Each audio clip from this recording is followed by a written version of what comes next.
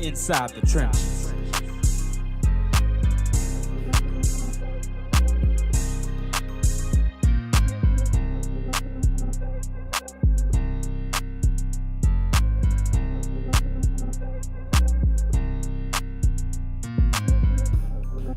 Dentro de las trincheras.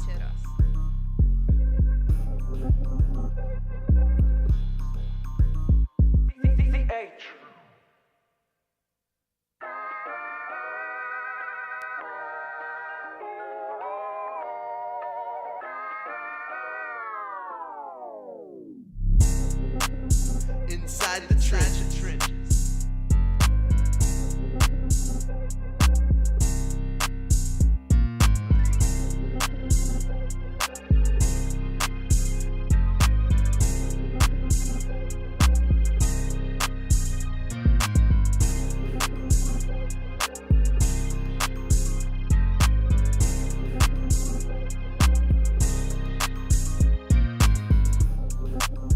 Inside the trenches.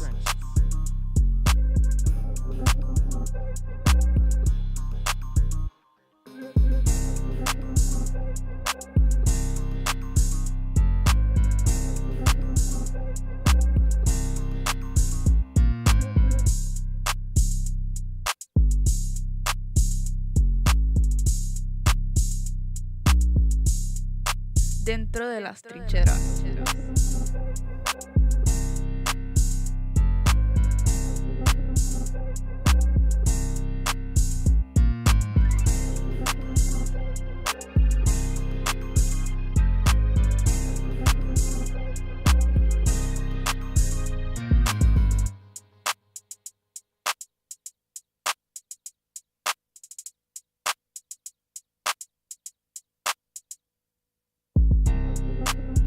Inside the trenches.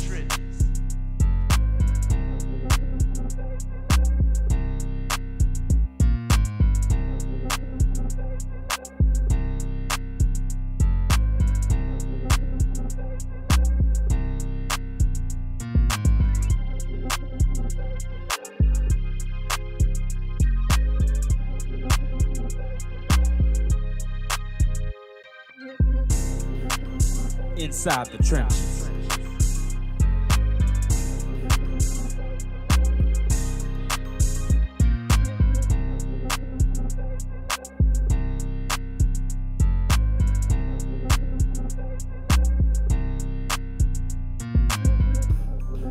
Dentro de las trincheras.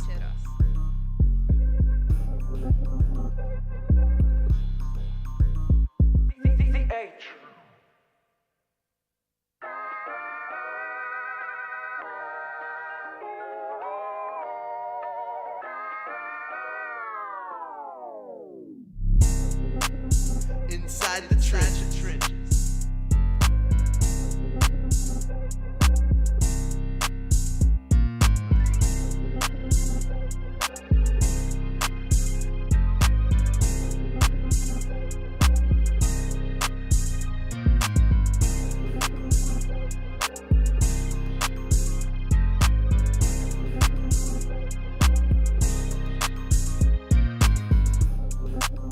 Inside the trenches.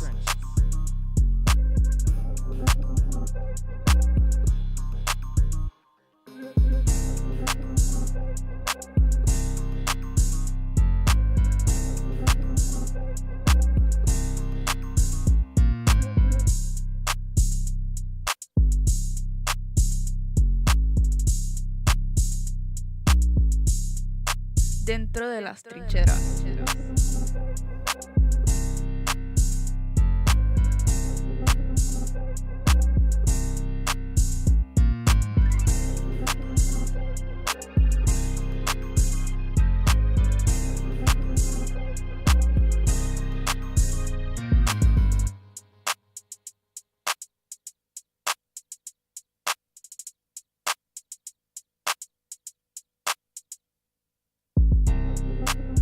Inside the trenches.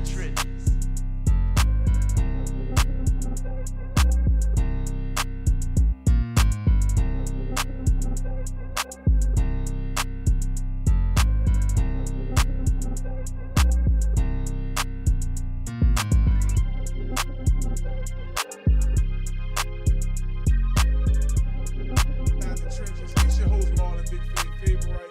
And we're live, baby, in the Loyola studio. Inside the trenches. Every week, Monday through Monday, really every Monday, 6:30 to 8:30 p.m. We'll be right here talking about your favorite things, and that's sports. Today, I love shows like today, week 2 of the of the the NFL preseason. We have Anthony Parker going to join us on the show from Timeout and Tangents.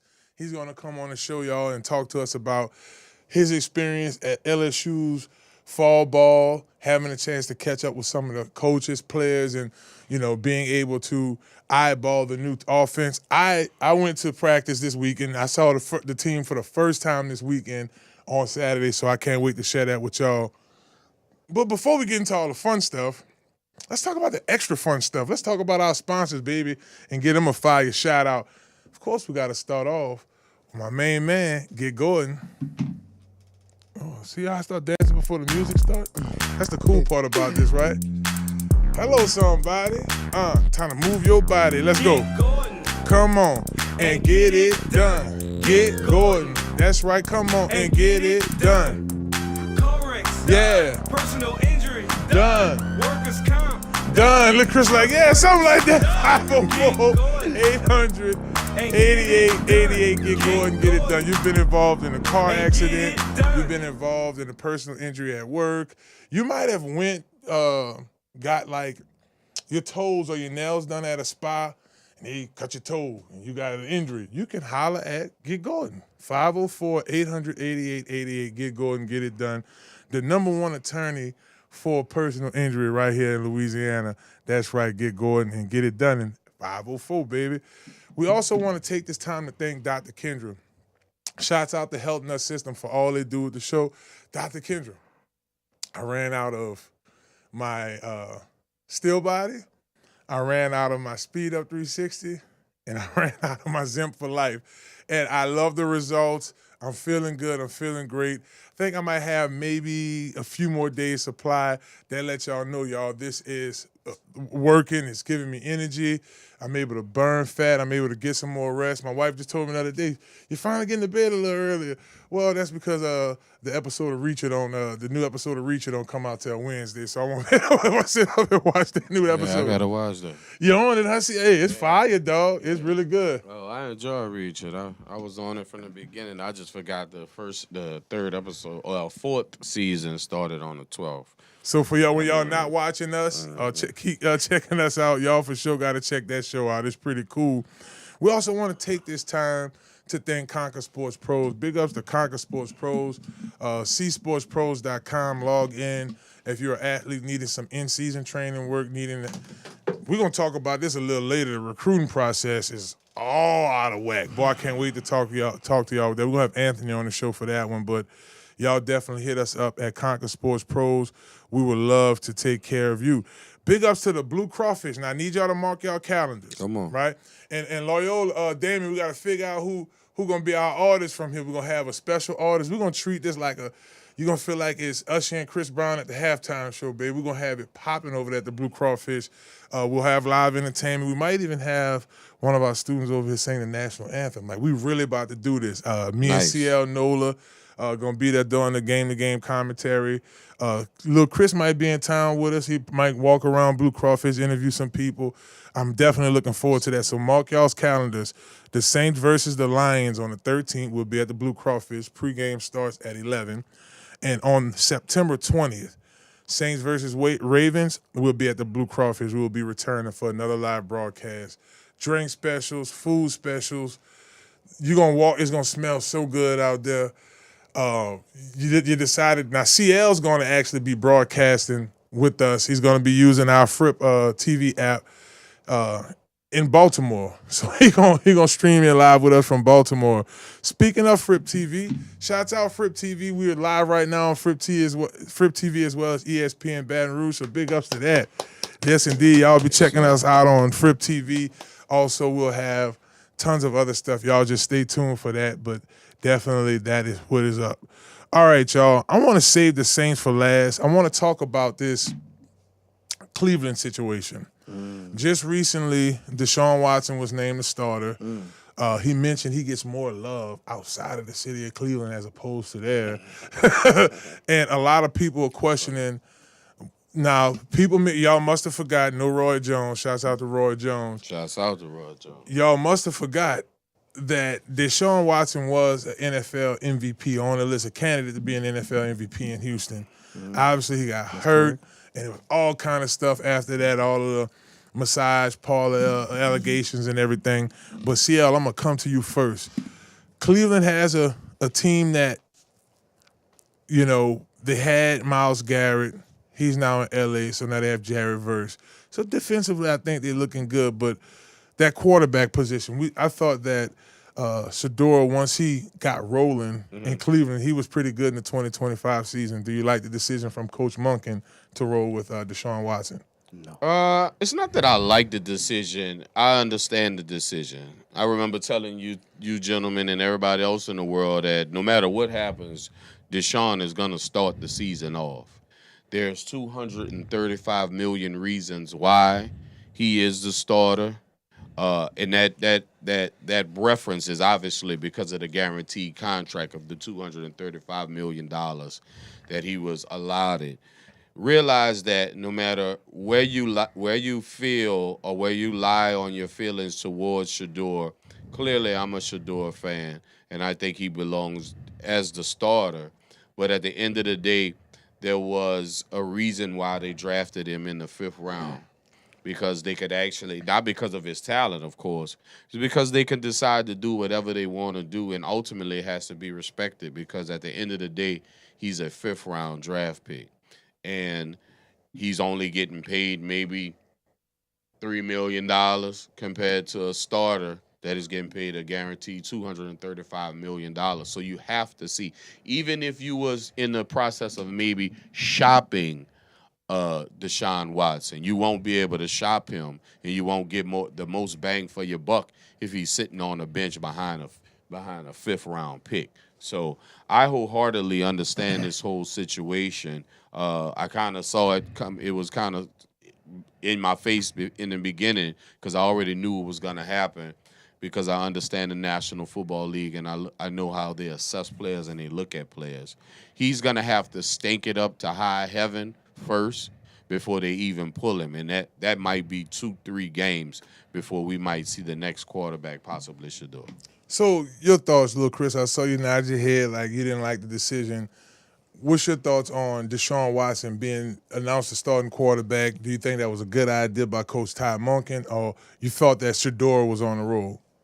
Well, now that because I had a conversation with my dad about this earlier. He basically was saying the same things you were saying. Right. And now that I'm hearing from you and my dad, like, I have 2 different perspectives of this. From a fan perspective, no, I do not like this move because I feel like Shedeur Sanders, despite, not having that much talent around him, he was still balling, still one of the best rookie quarterbacks in the NFL last year. Mm-hmm. And now if you would have gave him a chance to have a full season under his belt, who knows how special he could have been.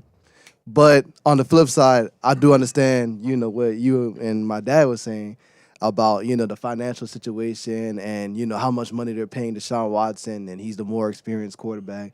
And, trade values and all that stuff, if you start Deshaun Watson, so I understand all of that. So from a businessman perspective, I understand the move. But as a fan perspective, no, I do not like the move. If y'all are just tuning in Inside the Trenches, we're going around the NFL, week 2 of the preseason. We're going into the final week of preseason coming up here. This is the final game. Saints take on the Cowboys, incidentally speaking. We're going to talk about them in this segment as well. But I do like what Shedeur has done last year. I do think you have more upside with him in regards to future potential. But you have a seasoned veteran in Deshaun Watson. All out on the field, he's probably your best out in regards to between the ears as well. He's taken, so many snaps throughout the years. And no distractions, probably one of the better quarterbacks. Just thinking back to his Clemson years too, see how he balled out there. I don't the average fan doesn't really realize that this is truly a business. This is a Yeah. $9.9 billion business. That's true. And what the Cleveland Browns know is what now that the average fan should know. Last year, we understood that Shador was not going to start. He still sold $14 million worth of jerseys with the number 12. Now, imagine him switching his number to number 2 now. How many more jerseys he's going to sell? They still put butts in seat last year and anticipation of Shador possibly playing, even though they started 2-3 other guys in front of him, even a Dylan Gabriel that we all know didn't deserve to start in front of Shador. But the anticipation of Shador still won for Cleveland in the sense of people are still going to put butts in seats. Eyes are still going to be looking at him. Conversations still going to be had about the Browns. You realize the Browns are not in the business of winning football games. Oh. The Browns are in the business of being talked about because that's the best that they could hope for. Yeah, if that's you true. understand their ranking, if you understand their division, if you understand the mindset of the front office. They're not in the business of developing quarterbacks. They're not in the business of actually winning championships or getting to the playoffs. They're in the business of selling seats, selling merchandise, and selling hope. And as long as you have Shador Sanders on the sideline or in that facility, that's what you have. Well, the Cleveland Browns are going to be an interesting story this year anyway, guys. I'm just looking forward to seeing how they fare out in that. You got Cincinnati, Baltimore. I mean, it's just We let the show off with the Browns. yeah. Imagine that. That's and to That your is point. very crazy. Because I mean, listen, obviously, we have our researches. We look at top stores around the NFL, and when that flashed across my screen earlier, I'm like, man, this is not what probably the fans want to see out there in Cleveland, but this is what Cleveland obviously want to see for their After team. Deshaun being booed, after he goes off on the fans, That's right. then they make him the starter. These are all talk pieces. This is all clickbait. sure. Yeah. This is the reason why the Browns are where they at. But they don't care because at the end of the day, Yep. the bottom line is selling tickets, selling merchandise. It's with all getting butts bread. and money. seats. Now, one city that understands selling and understands the big eye is the Big Apple. I want to talk about the New York Giants and the Miami Dolphins game. Miami got their face beat in. This is a preseason game. And let me speak about this. I know a lot of fans look over preseason games. No, that tells the tale of the team. You may not have the starters playing each snap, but you still have the coaches coaching each snap. No, those are the coaches you're going to have coaching the starters during the season. Play calling matters. So I never was the one to look over preseason games. I know that's why I lived that mostly as a player, but it still tells the tale of the team. Famous Jameis. Jameis was 15 for 21. He had 150 yards. The guy's an ageless quarterback, 91% QBR. But what I really want to talk about New York, sidebar question. Y'all know Jake Hanger was out there? I did. Saints quarterback? I did. I didn't know that. I checked the roster.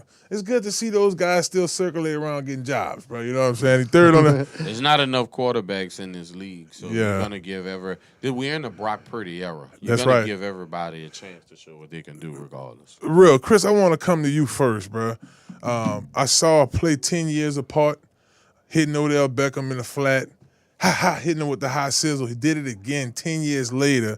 Your thoughts on OBJ? Do you see him really contributing to this receiving core, or is he just going to be like a veteran utility player? I think he's going to be more of a veteran utility player. And don't get me wrong, he still got a little juice left in him. I don't think it's 2015 Odell Beckham no more, 2016 Odell Beckham. But I think he could be the third option, put him on the slot. He'll be that Julian Edelman type of receiver or Danny Amendola type of receiver for the Giants, and just help out Malik Neighbors and mentor those other guys in the receiving room. Now I'm gonna come to you next, CL, because I'm just really paying attention to their receiving core. You still have Darius Slate, you got Malik Neighbors coming back. I'm amongst the ones that feel like Odell could potentially be that third or fourth receiver for sure, hands veteran. Your thoughts on Odell Beckham and the Giants this year? I mean, I agree with both of you gentlemen. Once again, let's talk about the business of football. The Giants haven't been very good for a couple of years. What do you have? You have a good story. You have to sell a good story. You want to sell seats. You want to sell jerseys. He's back in the reunion tour. He's back in town. Neighbors are still nursing an injury. You want to have some type of production. If anything, he's dependable. Look at the routes that he ran: slot, hitches, slants, hitches. The most dependable routes that that he'll catch and make something happen. Once again, the average fan doesn't realize this is a business. And yes, maybe the Giants can compete this year in that division with Dallas and Philadelphia, but at the end of the day, they want to have people that you're familiar with. They want to have jerseys that you're willing to go buy. They want to have feel-good stories because the optics for the Giants is they have a new head coach. Their number one running back is coming off a torn ACL. Their number one wide receiver is coming off a torn MCL. You see the reality compared to the fantasy that they're selling? Skip-boo, huh? Scatterboo. Scatterboo. I said skip-boo. And so, once again, the average fan, because right now everybody is 0-0. Right. So every person, every team, every fan has hope. Everybody can get excited about their team. But when the reality sets in, your quarterback is coming off of injury. You have a new head coach, a new system. It's if football minds know it's not very shiny in New York. But if you make them look at something else, you realize, hey, there's a good story in Odell. Well, you got to look at who they brought in as the head coach. You got John Harbaugh, so he's a coach that understands how to win. He understands how to take a team deep into the playoffs, and he has restructured the team the way he wanted to. So it will be interesting. You got a couple of new head coaches this year, but I think it will be interesting to see how all that files out. I want to keep this thing going, though, y'all, because one team that is talked about a lot and one team that always gets set up with my team looked good this year is the Dallas Cowboys. They took on the Arizona Cardinals, and look, 34-13. A lot of people out there, I'm not going to sit here and say it's me. I'm not going to drink the Kool-Aid or anything like that. But if you take a serious look at this Dallas team from the quarter, we saw them scrimmage against the Saints. Look at it from the quarterback position. Look at them from production in the secondary, the receiving core. I want to bring attention not to Dak Prescott at the quarterback position, but did y'all see Joe Mixon the third out there mixing it up? He was 9 for 13, 179 yards. His QBR was through the roof. Pinpoint throwing, movement in the pocket, just everything you look for in a quarterback. Dallas is a team that's overstacked. They have potential. Did you see enough CL in the preseason to say, we might see Dallas from a few years ago when Kellen Moore was the offensive coordinator? The Saints don't see the Cowboys this year. We'll talk about the Saints here in a second, but just your overall thoughts on what you've seen thus far, the Cowboys in the preseason. Well, to answer your question is yes and no. First of all, after sitting down with Dak last year, I have a certain respect for Dak. And they have options on offense. But the question about Dallas has never been the issue of offense. Correct. You have CD, you have Pickens. You have Pickens. They re-signed the running back Williams, which made a lot of sense. Yeah. Once again, the average fan needs to understand panache and flash. Milton did look great. But he's not gonna touch the field. Absolutely. Because he's sitting behind the highest paid quarterback in football. So he's never gonna even touch the field. The question about Dallas has always been the defense. Absolutely. What is the defense gonna do? How is the defense gonna help Dak in that offense? Is Caleb Downs really that guy that will help stir the Kool-Aid in Dallas on defense? Is the drafting and the reordering of the defense after they got rid of Michael Parsons, is that really going to hold over enough for them just to be good enough? Because I remember the Saints being in that situation where we had a great offense with Drew Brees, but our defense wasn't that great. If we could just get our defense to half, maybe 15, rank 15, maybe we'll be all right. Dallas defense has always been in the low 20s. That's true. If they can get that defense to be a little bit better, then we might have something. Talk to me, Chris. Is CL on to something with this Dallas defense having to be lights out the whole season for them to even have playoff hopes, or is the team balanced enough for them to sustain I a think playoff run? I think they definitely made some good moves this offseason on the defensive side of the ball because that's definitely where they need most improvement. You know, and like you said, the offense is great. You know, Dak Prescott, George Pickens, Javonte Williams, CeeDee Lamb. The special teams is great with Turpin returning, and they have a good kicker too. And I forgot his name, but they have a good kicker too. It's just how the defense is going to do, and you also got to think the Cowboys are in a tough division too. You know, the Giants are improving. We'll see how the Commanders do this year with a healthy Jaden Daniels at quarterback, and then you still have the Eagles. They're not going nowhere. They still have a talented team around them, so they're in a very tough division. So, playoff team, possibly playoff team, but making it to the divisional round, NFC Championship game, impossible. Especially with them being in that division. Yeah, no. It's just that time of year for hope. It's just that time of year for hope. So everybody has hope. Everybody's 0-0 right now. Well, here's what CL laughing because this is an every year thing with the Cowboys. Cowboys fans get, oh yeah, they look good. An accident waiting to happen. Oh, my is, God. and honestly, it all falls back to the front office. It's like how you Jerry going to, Jones, yeah. because the talent is there. Dak Prescott, the highest paid quarterback in the NFL. football. There's always a decent running game. The offensive line, they take their time with that. The coaching is typically good. The division is all over the place. You got Jaden Daniels coming back on a healthy season. The identity in Philly has been all over the place since Kellen Moore left, I would have to say. There's New York, like CL said, hey, you don't know what you're about to get. There's a new head coach there. We don't know if his system is going to gel there. You got guys like Evan Neal, who's been an offensive lineman there the last 6 years. He's fighting to maintain his ability in the league. So you just got to put all the pieces together.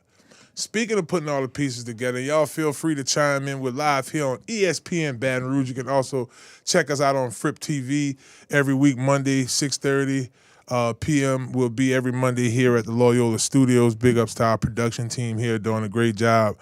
All right, fellas. The New Orleans Saints took on the LA Rams. It was a practice, then it was a game. I thought that coming off of last week's game, Zach Wilson had the hot hand in terms of the quarterbacks. For sure. Rightfully so. He started this game with the best production for him. I thought in the second half, Rattler tried to shake things back up, but they just couldn't do well past the 50. Yeah. There's so much to unfold here. I mean, obviously, you didn't have your starters, but as I mentioned earlier, starters, no starters, it's still, hey, the Rams, they didn't play their starters either. So, like, when people start to say, oh, well, we didn't have all our players in, you had all your coaches in. So I think that piece does matter. Kendre Miller, 22 yards. It's like y'all at home, y'all ever tried to, like, have that curl hit? Like, really, that sponge it out really good, use the gel. It looks okay, but it doesn't quite curl. That's Kendre Miller to me. I do think he could be a really good utility back. We know our workhorse is going to be NTN, Alvin Kamara, but I'm just used to being on a Saints team that we had 4 reliable running backs. You could put Hamilton in. You could put Bell. 5. You could put Reggie Bush. You could put Deuce in. I mean, we had guys that you could plug and play. I just feel like the Saints have been really struggling with identity in the running game. For sure. Really since Alvin a few years ago. CL, I'm going to come to you first. I know you're a fan of Kendre Miller. You say he has all the potential in the world, which I see a little bit of it, but it's that curl once again.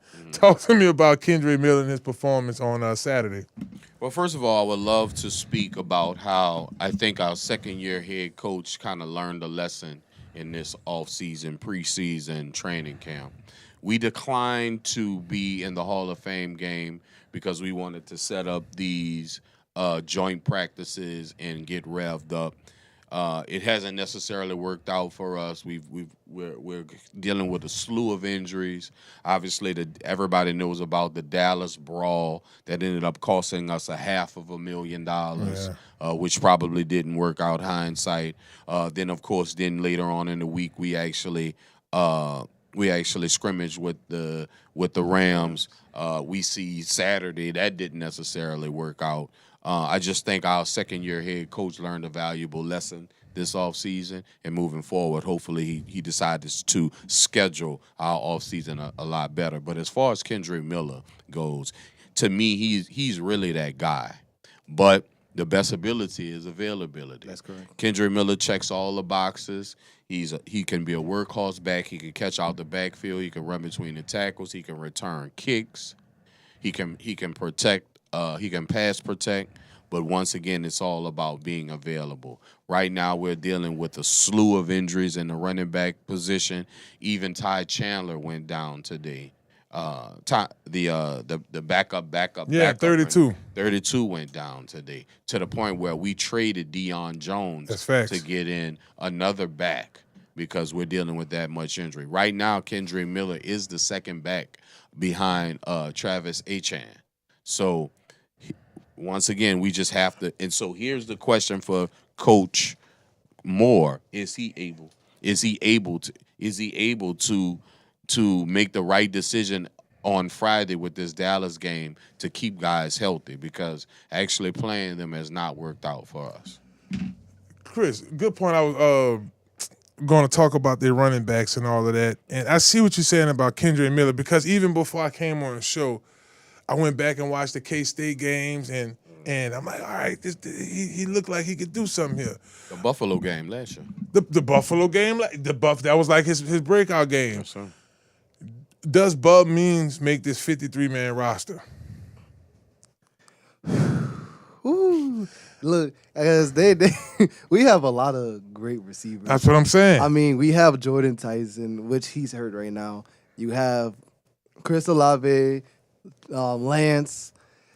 Man. Please say Vile for CL go crazy. Please. Deshaun Vile. Yeah, please. God damn. Barry Brown. Yeah. Like, we now, that's just, a name I want here. Yeah.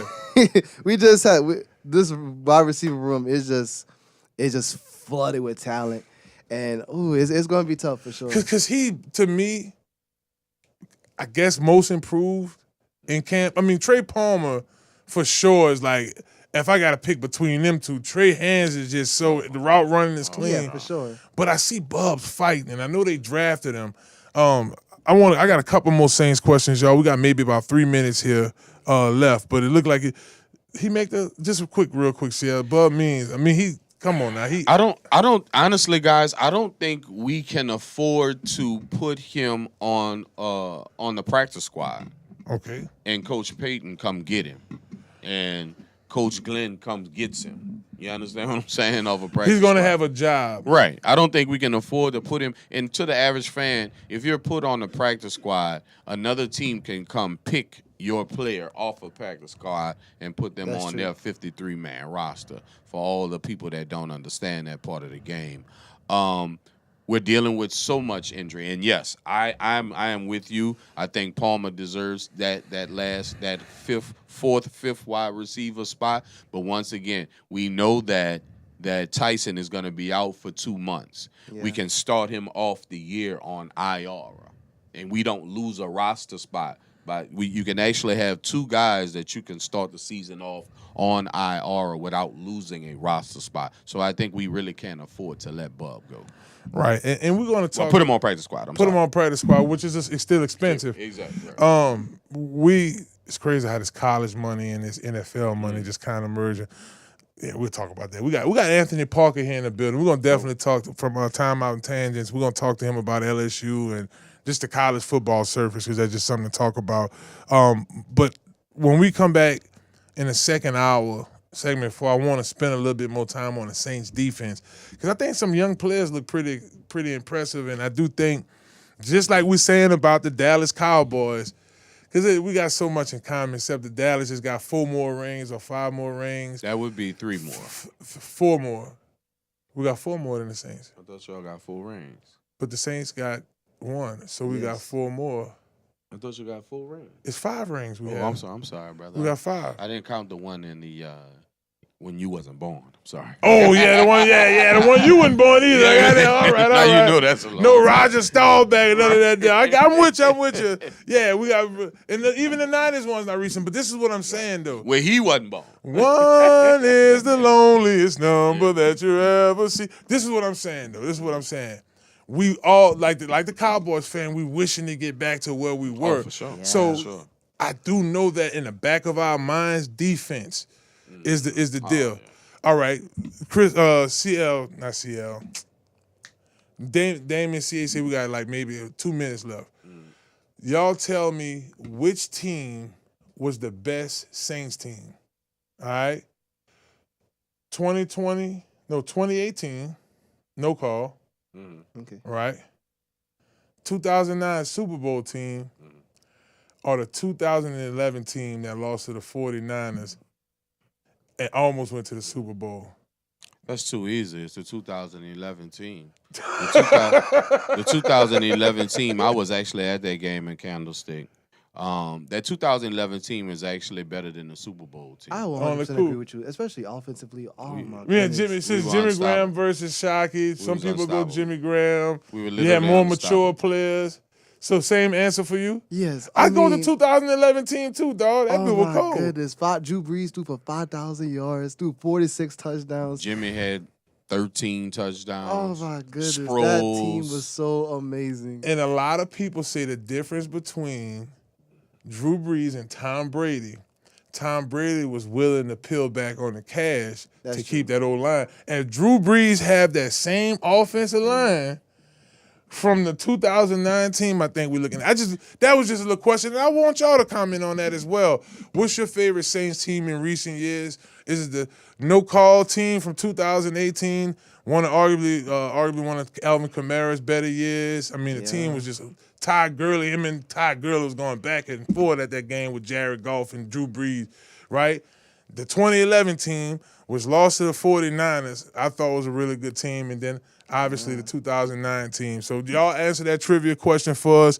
And look, y'all make sure y'all stick around, baby. We're going to take a quick little commercial break. When we get back, we'll be joined by Anthony Parker of Timeout and Tangents. Man, Anthony is killing the game right now with his podcast. Getting a lot. Man, Lane Kiffin retweets this man like crazy. so that says a lot about him. So I appreciate him for joining us on the show. But look, y'all stick around. We're going to take a quick break, baby. It's Inside the Trenches right here on ESPN Baton Rouge and FRYP TV. Hello, somebody. It's time to move your body. We'll be back.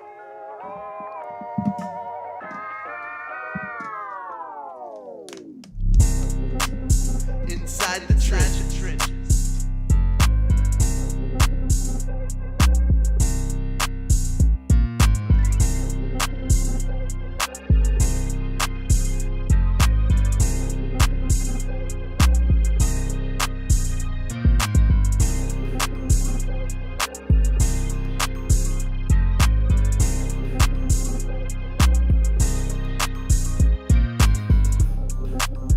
Inside the trenches.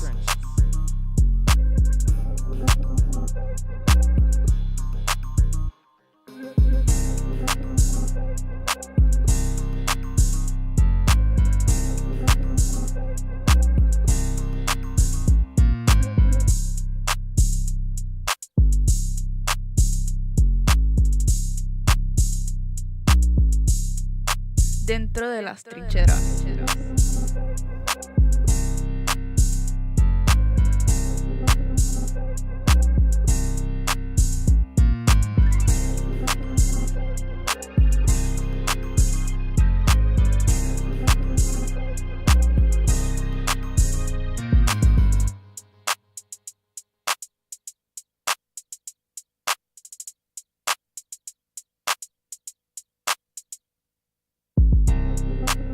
Inside the trenches.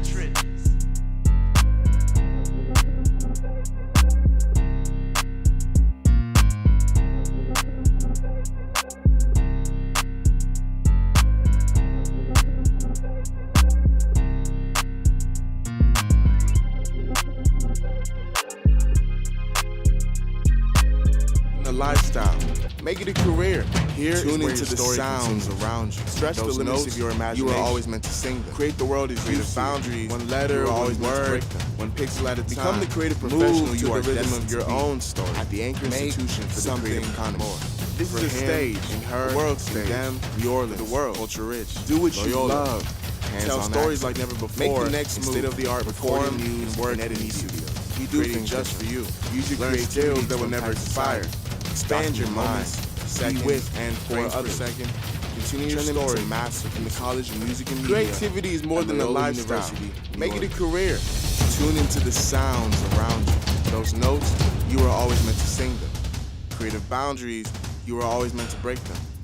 Become the creative professional you are destined to be at the Anchor Institution for the Creative Economy. This is a stage, a world stage. New Orleans, culture rich. Loyola, hands-on access. Make the next move. Perform and work immediately. We do things differently. Use your creativity to impact society. Expand your mind. Be with and for others. Continue your story in the College of Music and Media at Loyola University, New Orleans.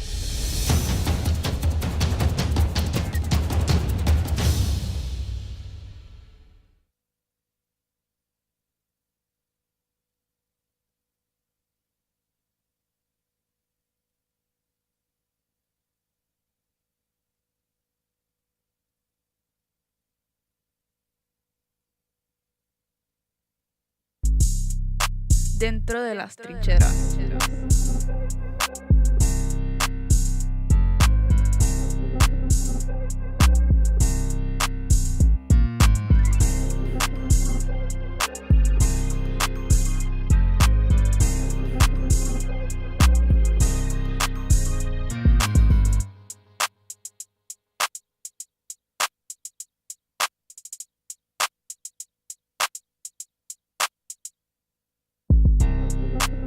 Inside the trenches.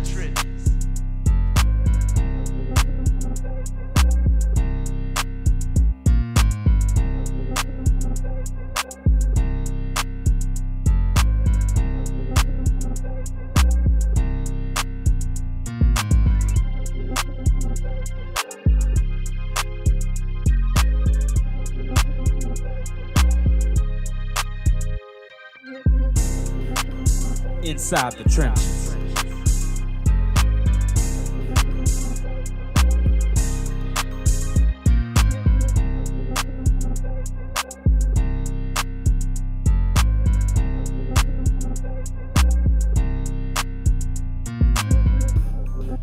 Dentro de las trincheras.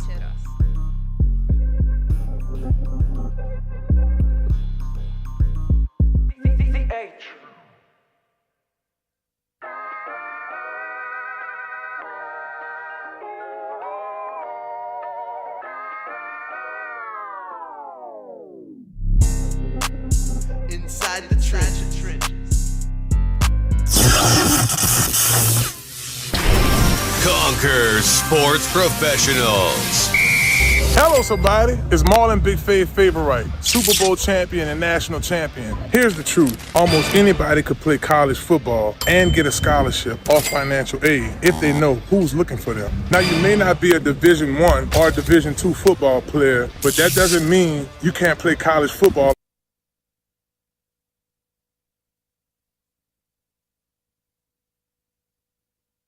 on the next level. There's hundreds and thousands of schools out there that's looking for football players like you to give you a great education. Right now, the average cost of school is $27,000 a year. That means that's $180,000 just to graduate. Imagine cutting that number down with a football scholarship or financial aid support. At Conquer Sports Pros, we find the right schools that fit you, your talent, your goals, and your future. And they will pay for your education through football. Don't waste time guessing.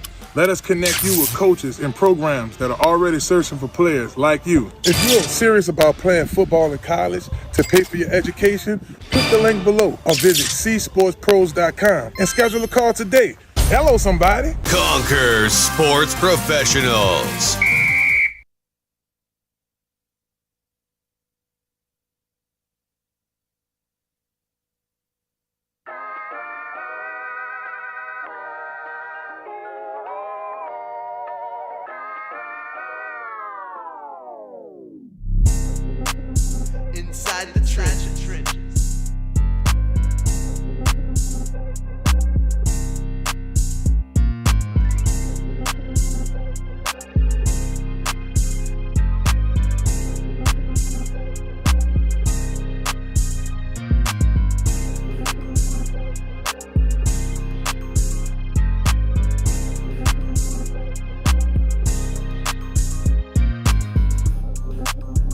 Inside the trenches.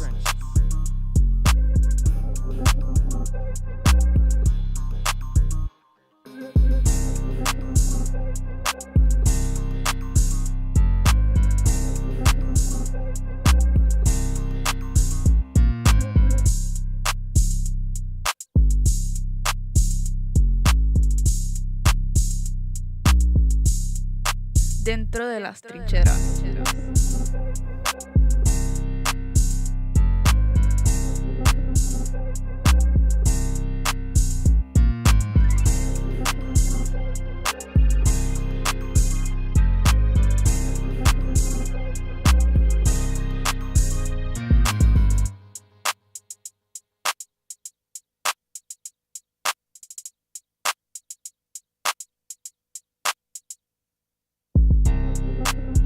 Inside the trenches.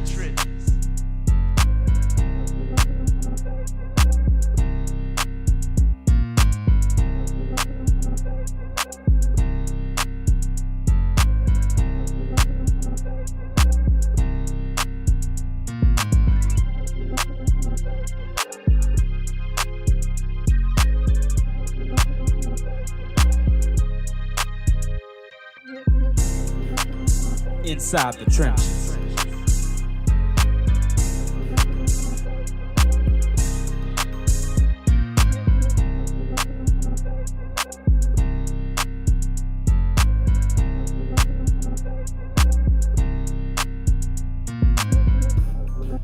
Dentro de las trincheras.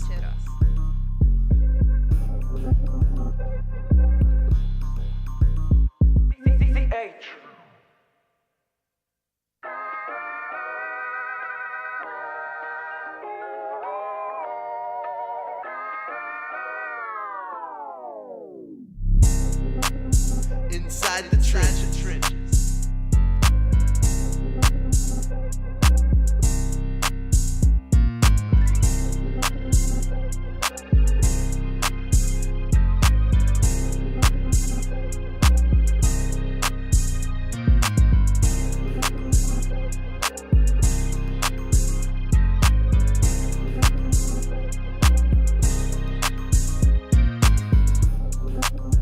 Inside the trenches.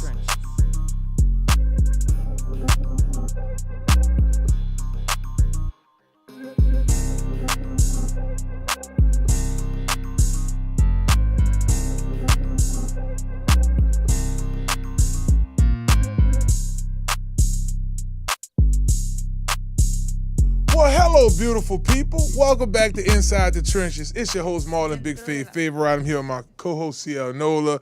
Little Chris just took a little break. And if y'all missed our first segment, we were talking about NFL teams that looks like they made the right decisions, wrong decisions. We got into like the Deshaun Watson thing and Shadora. Deshaun got announced to start, and then, of course, we had to dive into the Saints. So y'all feel free to go back to FRYP TV app and also YouTube here on ESPN Baton Rouge's YouTube Live to catch those segments.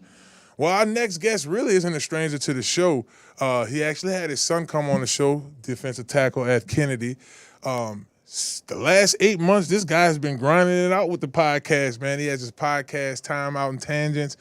Coach Lane Kiffin is retweeting him, putting out some really interesting content about the Tigers. Y'all give a warm Inside the Trenches welcome to Anthony Parker. Big Ant in the building. What a privilege and an honor to be here with you gentlemen on this fine Monday evening. Fave, I didn't think in 365 days from this time last year we'd be sitting here discussing my own podcast. Talk about the difference a year makes, huh? It does, and you and I talked about this a while back. You said, Fave, man, I think I want to start doing it because I mean he's a sports like you, like he knows his stuff, bro, and he's on it.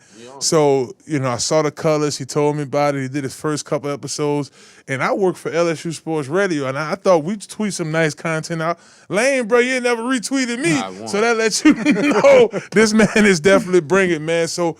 What inspired the podcast? I want to start with that. Well, it was a couple things. One, when I feel like the fan base just around Saints, LSU, we have so many good voices and so many fans that are constantly seeking to hear and consume the content. And I feel like my voice is a voice that's worth being heard because I can not only, I have my jokes, I can make people smile and laugh here and there, but I'm very informative with it too. So I feel like I can make the fan base more well-rounded. We can unify because I feel like everybody likes to section themselves off into certain pockets, and I don't feel like that should be the case. There's enough space at the table for everybody to sit down, and there's more than enough food for everybody to eat. Nobody have to pick up crumbs off the floor. So why can't we do this thing together, and why can't we support each other enough as it is? But as far as like the true inspiration behind it was, my wife got sick and tired of me telling her sports breakdowns at the end of the night. So she was like, turn this camera on. I promise to God, once you start talking into that microphone and that camera, somebody going to listen to you. And she was right. Yeah. Shouts out to T. Well, I'm so happy to have you back, brother, because the last time you were here 365 days ago, you were very informative, and I was impressed with your knowledge. Man, I appreciate that, Man, I appreciate you, brother. Believe it or not, brother, I've been kind of I never stay on. I never straddle the fence. I'm always on one side, and we've brought Darth Vader to Baton Rouge. Oh yeah. And my main question, not only to the LSU faithful, and now I'll actually direct it to you. Do you think LSU is ready to play the villain role this year? Because that's exactly who we're going to be. We're built to be the villains. Okay. And I don't think I think what it is that people haven't really realized it yet. Like, we thrive when people don't like us because it lets us become our truest selves. We like to stand up and puff our chest. We like to be challenged. We like for people to tell us, you can't do that. And we look at you and say, oh, yeah, well, watch this. You know how the memes are, oh, hold my beer, let me show you. Right. That's the mentality of Louisiana. That's who we are as a people and as a culture. So when you sit back and you tell somebody, oh, you're not able to do this, you shouldn't be able to do this. Yeah, okay, we can't. Let me prove you wrong. Let me show you exactly why.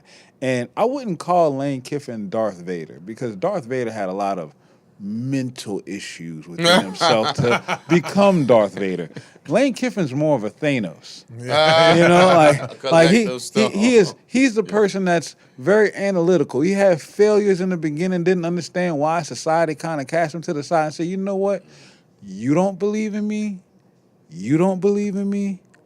I don't need y'all. I believe in me. Let me show you how I do this. And now he's out collecting all the Infinity Stones, and I think he's got the last few that he needs. Yeah. And that is LSU. In a nutshell. If y'all just tuning in to Inside the Trenches with John by Anthony Parker, y'all be sure to check out his podcast on X, Timeouts and Tangents. Great material. I saw you've been doing stuff with not Locked On. Believe in LSU. In LSU. Partner, my co-host Charles Alexander, the great, who has his name and number retired in Tiger Stadium. Shout out to him. We did an episode today on the Believe in College Sports YouTube channel, so please y'all go like and subscribe that, and also you can find my podcast on YouTube as well. Timeouts and Tangents, you just search it up and it pops right up for you. And I think it's pretty interesting, brother. It's cool how you position yourself in 8 months. You already have LSU All-American who's in the Sports Hall of Fame with us as your co-host, brother, and that says a lot about your know-it-all and what you've been doing with LSU. I want to talk about that. How has it been working with the great Charles Alexander? A blessing and an honor. One of the most humble human beings I've ever met in my life, man. The first time Charles and I spoke, I was a little, like in awe. And he was like, you're in awe. You the superstar. You the one that they brought, that they said I had to work with, man. And I'm absolutely, I was like, Charles, like, I literally said, shut up. Your name is hanging up in Tiger Stadium. And you telling me, I'm like, get out of here, man. So he's been phenomenal to work with, to, hear his experiences coming up, not just as an LSU Tiger, but as a black man in the late 70s and 80s coming up through that time in history, and seeing the changes from through the sport of college athletics, and being an administrator through the late 90s and early 2000s for LSU, and seeing all these all these relationships that he's cultivating, watch the change evolve. Like hearing him speak, man, is absolutely amazing, man. So it's just been nothing but a blessing. Well, brother, you have a son that plays high school football. Yes. We understand that the whole landscape of not just high school football, college football has actually changed as of late. And the NFL, too. What as well. We can definitely talk about NIL. But my question is to you is, how do you feel NIL has actually changed the landscape of college football? And where do you see it going? I mean, it shifted the power back into the players' hands. The people in the suits aren't the ones with the last say anymore. And now you have to address the elephant in the room that everybody's on equal playing field. Right. You want my services, you have to pay for my services. And if you don't pay for my services, I'll take my services to the highest bidder, plain and simple. It's no longer, and I get it, the sport that we know and love used to be based around your fandom for that school, your ties to the area and the fact that you grew up wanting to play. It's talking about from a player's perspective specifically. Talking about, how you want to grow up playing for that stadium. But now it's not just that. It's okay, I could play here, but they can make an impact for my family. I can get my mom out of debt. I can set my brothers and sisters up for success, and not just myself. So if you're not talking the things I need as well on and off the field, then I can take my services wherever I need to be.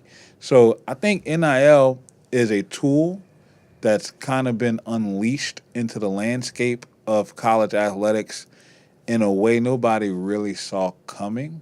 And it's like putting a flame in the hand of a child. It's a useful tool when used right. But when it's not in the hands of the right wielder, it's very dangerous. And right now, this flame is burning a little bit too bright. I'm not saying it's bad to have these players getting paid. I'm not saying that at all. But what I'm saying is that the NCAA has gotten themselves so far behind the 8 ball that they'll end up burning themselves down. And that's what. Go ahead. And high school football players getting paid. Please speak. They need to. They need to. It's the same situation. Everybody's profiting off of this game except for the people that are playing it. How is that fair? Look at schools like an Edna Carr, right? Edna Carr is not a private school, but they have an operating budget as they are. They're a public charter school. Louisiana State is not paying all these public schools that type of money. But Edna Carr produces one of the top football programs in the country, and they deserve to reap those benefits. But so should the players have the opportunities to make a name for themselves outside of that because of the attention in the hard work and sacrifice that they put on the field. It should go hand in hand. They shouldn't be limited. If I'm 16 years old and I'm legal to work in the state, I have a right to earn. That should be employed at every opportunity where I'm not inside a classroom. If I can go outside of my classroom and earn based off my name, image, and likeness as a result of the work I do on the football field, then why should that be limited to me? And it only makes sense, y'all, if y'all look at it from the perspective of he just made you could work at Manpower at 14 back in the day. Right. So Well, if the people don't know about no Manpower. throwback, that why older listeners will remember. No. But I'm thinking, like, look at that from a logical standpoint and just a human rights standpoint. You're your best. You're at the height of what you're doing when you're between the ages of 16 and 26. That 10-year span really is where most of your popularity is. So thinking back at this, when we did play in college, we basically got robbed. Oh, for sure. Yeah. Big time. Because it's how these things work. You're at the height of your career, right? So you're the most popular. Your name is being used the most and mentioned everywhere. And people are eating. Like Ant said, the people in the suits are being able to eat off of this. Think about right? this, Faith. Yeah. Not to cut you off. Yeah. The most profitable organization in pro sports, because let's just call it what it is, was the NCAA. They hid underneath the banner of amateurism. Right. Because They had no overhead. They didn't have the cost of the schools, the stadiums, the maintenance of anything, of any of those things. It was all on the colleges, right? They just reaped all the rewards. The players didn't have to get paid. Everybody got a kickback, but the NCAA didn't have to worry about going recruit, didn't have to worry about building a stadium, didn't have to worry about flying players here or there. All the colleges and universities had to worry about that. Now, granted, they made their money back for those expenditures, but the players were the ones that had to show up at 5 a.m. for workouts. They're the ones who had to fight those ACL and MCL injuries. They're the ones who had to wake up with concussions and still try to fight through and play. Because if they didn't, their opportunity to play with the dream of making it to the NFL was stripped from them. So everybody got a cut except for the ones that had the most to lose. Yeah, and I mean, we had a settlement. This was back in like 2013. This was the first NCAA video games, name, image, and likeness. That's all of it stemmed from, those first few lawsuits. Man, that back pay was racks because they had to pay us for each year we was on that video game. Right. So those are to Anthony's point, and if y'all are just tuning in to Inside the Trenches live here on ESPN Baton Rouge, FRYP TV, we're talking about LSU, we're talking about NCAA, just the whole college surface right now. We're joined by Anthony Parker with Timeouts and Tangents podcast. Be sure to give him a listen and a follow on Instagram, Facebook, and Twitter. But what I'm really getting at, fellas, is this is something that should have been done a long time ago, and it wouldn't be as wild as it is. It wouldn't be the wild, wild west, and it just makes sense. When you're a player for LSU, Ole Miss, Texas A&M, Washington State, I don't care where you play ball at, that's when you're the hottest. That's when your name, image, and likeness is high, your brand is high. Being able to take advantage of that. Now, you have so many players, guys, that have went to the NFL, which is going to lead to my next question, went to the NFL, may have not made a team. Now they're at home trying to figure out if they can get on at Bull Brothers or Waste Management or something like that, and then that adjustment you're dealing with the mental Farm. State Farm. Oh, that was one of the first calls I had got. Come sell insurance for State Farm. I'm a football player. That's not what I do. But now guys are in a position, if they don't make these teams, if they were smart and they invested well while they was in college, they got a fallback plan. A lot of these guys should have properties. I mean, you're getting 6 figures, in some cases 7 figures. Y'all need to invest well, so it at least gives players an opportunity to jump ahead of the game. Speaking of jumping in and out of the game, recently the NCAA ruled that college players can have 5 years. A judge ruling threw a wrench in everything, and it's getting mixed reviews. And our current guest could explain it probably better than anybody else. All right, what's currently going on right now is you've had a handful of players, and it's going to continue because this portal the transfer portal got opened in a special way here. In a special way. Special way. Very special. And Triquan Wright and couple other players were able, and it looks weird when you look at the transition. It has Ole Miss, then like the Browns and the Jags or something like that, back to college to LSU. It looks weird, but it's legal. Lane Kiffin made a very interesting point earlier. Yes. He said, hey, these are the rules. It's nothing, it's how the rules are. I'm going to follow the rules. If I don't go pick up this player, somebody will, and he's going to be against me. Right. And talk to our viewers about this new ruling, and obviously LSU made some moves. First of all, let me make 2 things clear. One, I was in that press conference with Lane Kiffin earlier today, and I appreciate his tone, temperament, body language, and how he just owned it. Like, it just is what it is. I'm getting paid to produce and assemble the best possible team. If I don't do this, I'm wrong. And he is absolutely 1,000% correct. There is not a right decision for him to make that's going to satisfy everybody 100%. The only thing that's going to shut people up is winning games on Saturdays. And he understands that. And the best way to do that is by having the best players available on his team. 2, my personal stance on this. I do not and will not ever agree with any collegiate player making the decision to leave college, sign a professional contract, and then saying, oh, I don't really work here. I want to go back. That will never, ever, ever, ever, ever, ever, ever, ever, ever play with me. However, in this certain circumstance, I completely understand why these players are making these moves. And honestly, for them, it's right. Had this decision, this is the NCAA's fault. Yet again. Yeah, hey, bruh. The NCAA knew that this 5-for-5 ruling was going to come down. What they should have done was waited until either 1, the season began, or 2, this football season finished. They shouldn't have done this at the beginning of the summer. The timing aspect of this was terrible.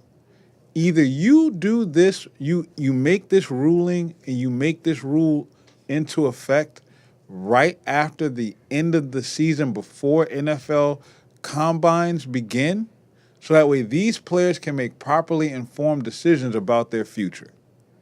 Because what happened for this 2022 class specifically, there's a group of players in here who were good enough to play as true freshmen. These players, by rule, exhausted the 4 years of eligibility they had under the old system. Correct. Meaning, if you played as a true freshman, if you played 4 games as a true freshman, you were not eligible to receive a red shirt. That means you had 3 years left to play 3 years. That was it. Right. They fulfilled those obligations. They graduated, whatever, remained academically eligible, graduated, whatever you want to call it, and were forced out. They didn't have an option to choose whether or not they could come back or return to college because their senior seasons had ended. Something about this NCAA and timing. Right. It's killing it. Think about it. And it's just so happened that Coach Lane Kiffin made his moves when he made his moves when the ruling was there. I'm going to jump on and somebody else will, right? Let's take it back to him going to LSU. It was bad timing by the NCAA once again. Listen, Coach, I know we hadn't had a chance to talk, but I know for a fact you didn't just want to just ghost out on your players at Ole Miss like that. But because of how the NCAA has this thing laid out, he's forced to do this. So it's just really the timing with the NCAA across the board. And, man, I'm so glad you broke that down because I'm tired of the kids looking like the villains. They're not the villains. They're not. They're not the villains. They have to make the best business moves for themselves. Right. They're not the villains. I'm going to be honest with you. They're not the villains. Any coaches that are recruiting them are not the villains. The schools that will play them are not the villains. Mm-hmm. Like, nobody in this situation is wrong. How would you feel, Marlon, if you accepted a new job today for $100,000? Mm-hmm. You get to that job, you stay there for a week, and while you're there, another opportunity says, hey, we want you to come and work for us. We're going to triple your salary. I'm rolling with it. The NFL business model don't work anymore. The NFL is just really a badge of honor now because of the college football. Like I saw the numbers with your boy, the Florida DN, we got to come to LSU. He went to Tampa. They released him. He was supposed to talk about coming back to us. Jack Pyburn. Jack Pyburn. He's a perfect example. If his salary is under $100,000 with the NFL, but I can go back to college football and get $300,000, it's a no-brainer. WNBA. Flaugier, of course she's going to do all 4 years at LSU. She buying land with that money. Right. She's giving away millions. What? Right. So if I have a choice to make, then I know I'm gonna prepare myself for the most fun. When you're in college, the purpose of going to college is to find yourself and set yourself up for financial success out as an adult. Yeah, well, period. If the NFL isn't gonna pay me that way, and I know that I have an opportunity, 1, to play, 2, to produce, and 3, to make a financial gain to set myself up for future success, why would I turn that down? Shoot. And live an easy life, the apartment, the house. Listen, and I know CL, my bad, I don't mean to cut you off. Everything is better in college. I'm going back to 2008, 9, when I was first, the transition between 8 and 9 ain't nothing. I'll go back to LSU 3-4 times. Apartment, the cafeteria, the treatment, all of that's on you once you go pro. We're going to pay you this bread, and that's just a wrap, dog. It's just crazy, man. CL. Well, honestly, fellas, if they want to be mad at somebody, be mad at the judge that made the ruling. We've noticed that whenever there's some type of back and forth, they've always been able to run to a friendly judge that'll rule in their favors. Mm-hmm. It's the judges that's actually making this system difficult. And if you still want to be mad at somebody, be mad at the old boy system, because they've been taking advantage of people that I care about, like a Marlon Fave, right? I felt like my guy should have some type of payback on that 99 jersey. I believe he should have some type of kickback. I believe that, the videos and the sacks that he had and the everything that they've actually used his image and likeness, he should have received some type of kickback. So the old boy system is over now, and they're looking to point the finger at the players because they want to take the attention off of themselves because they knew they were wrong from the beginning. Period. But I just wanted to put that out there, John. Man, we got about I think he said about 3 or 4 minutes left. I want to get to these Tigers once again. Yeah. The football season is here. I had an opportunity to go to alumni practice, so I've seen some of what you've seen. My boy is from Arizona State. I have Monday. Sam Levitt. He is as advertised. Told y'all. The feet are real. Told y'all. Oh, yeah, the run pass option about Told to be y'all. serious. Yeah, I saw that. He got 2 killer tight ends Told now. y'all. The receiving core is wild. Told y'all. And I need you to talk to me. We play Clemson first. We got one heck of a schedule. Walk us through the schedule. If you feel ready for it now, because I mean, you might be having another week or two. Could you give me LSU's record this year? 11-1 at best. like 10-2 at the worst. And that's right where I'm at, bro. Give me your 1 loss or give me that 2 loss. Auburn. Auburn is a sneaky And I'm one. going to tell you why. You playing 7 straight games before you get to an 11:30 kickoff at Jordan Hare and Marlon. You know how it is at Auburn. It's a crazy place. I don't care what Auburn is as a team. But when you talk about you playing a month where you kick off and you're going to blow the emotional roller coaster you got to go on to start this season is a real one.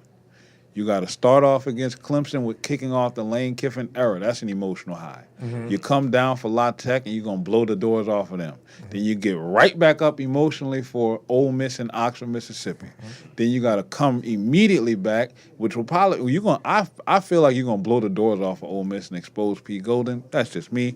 And then you're going to be a top 5 team ranked against Texas A&M for a night matchup in Tiger Stadium following that game against Ole Miss.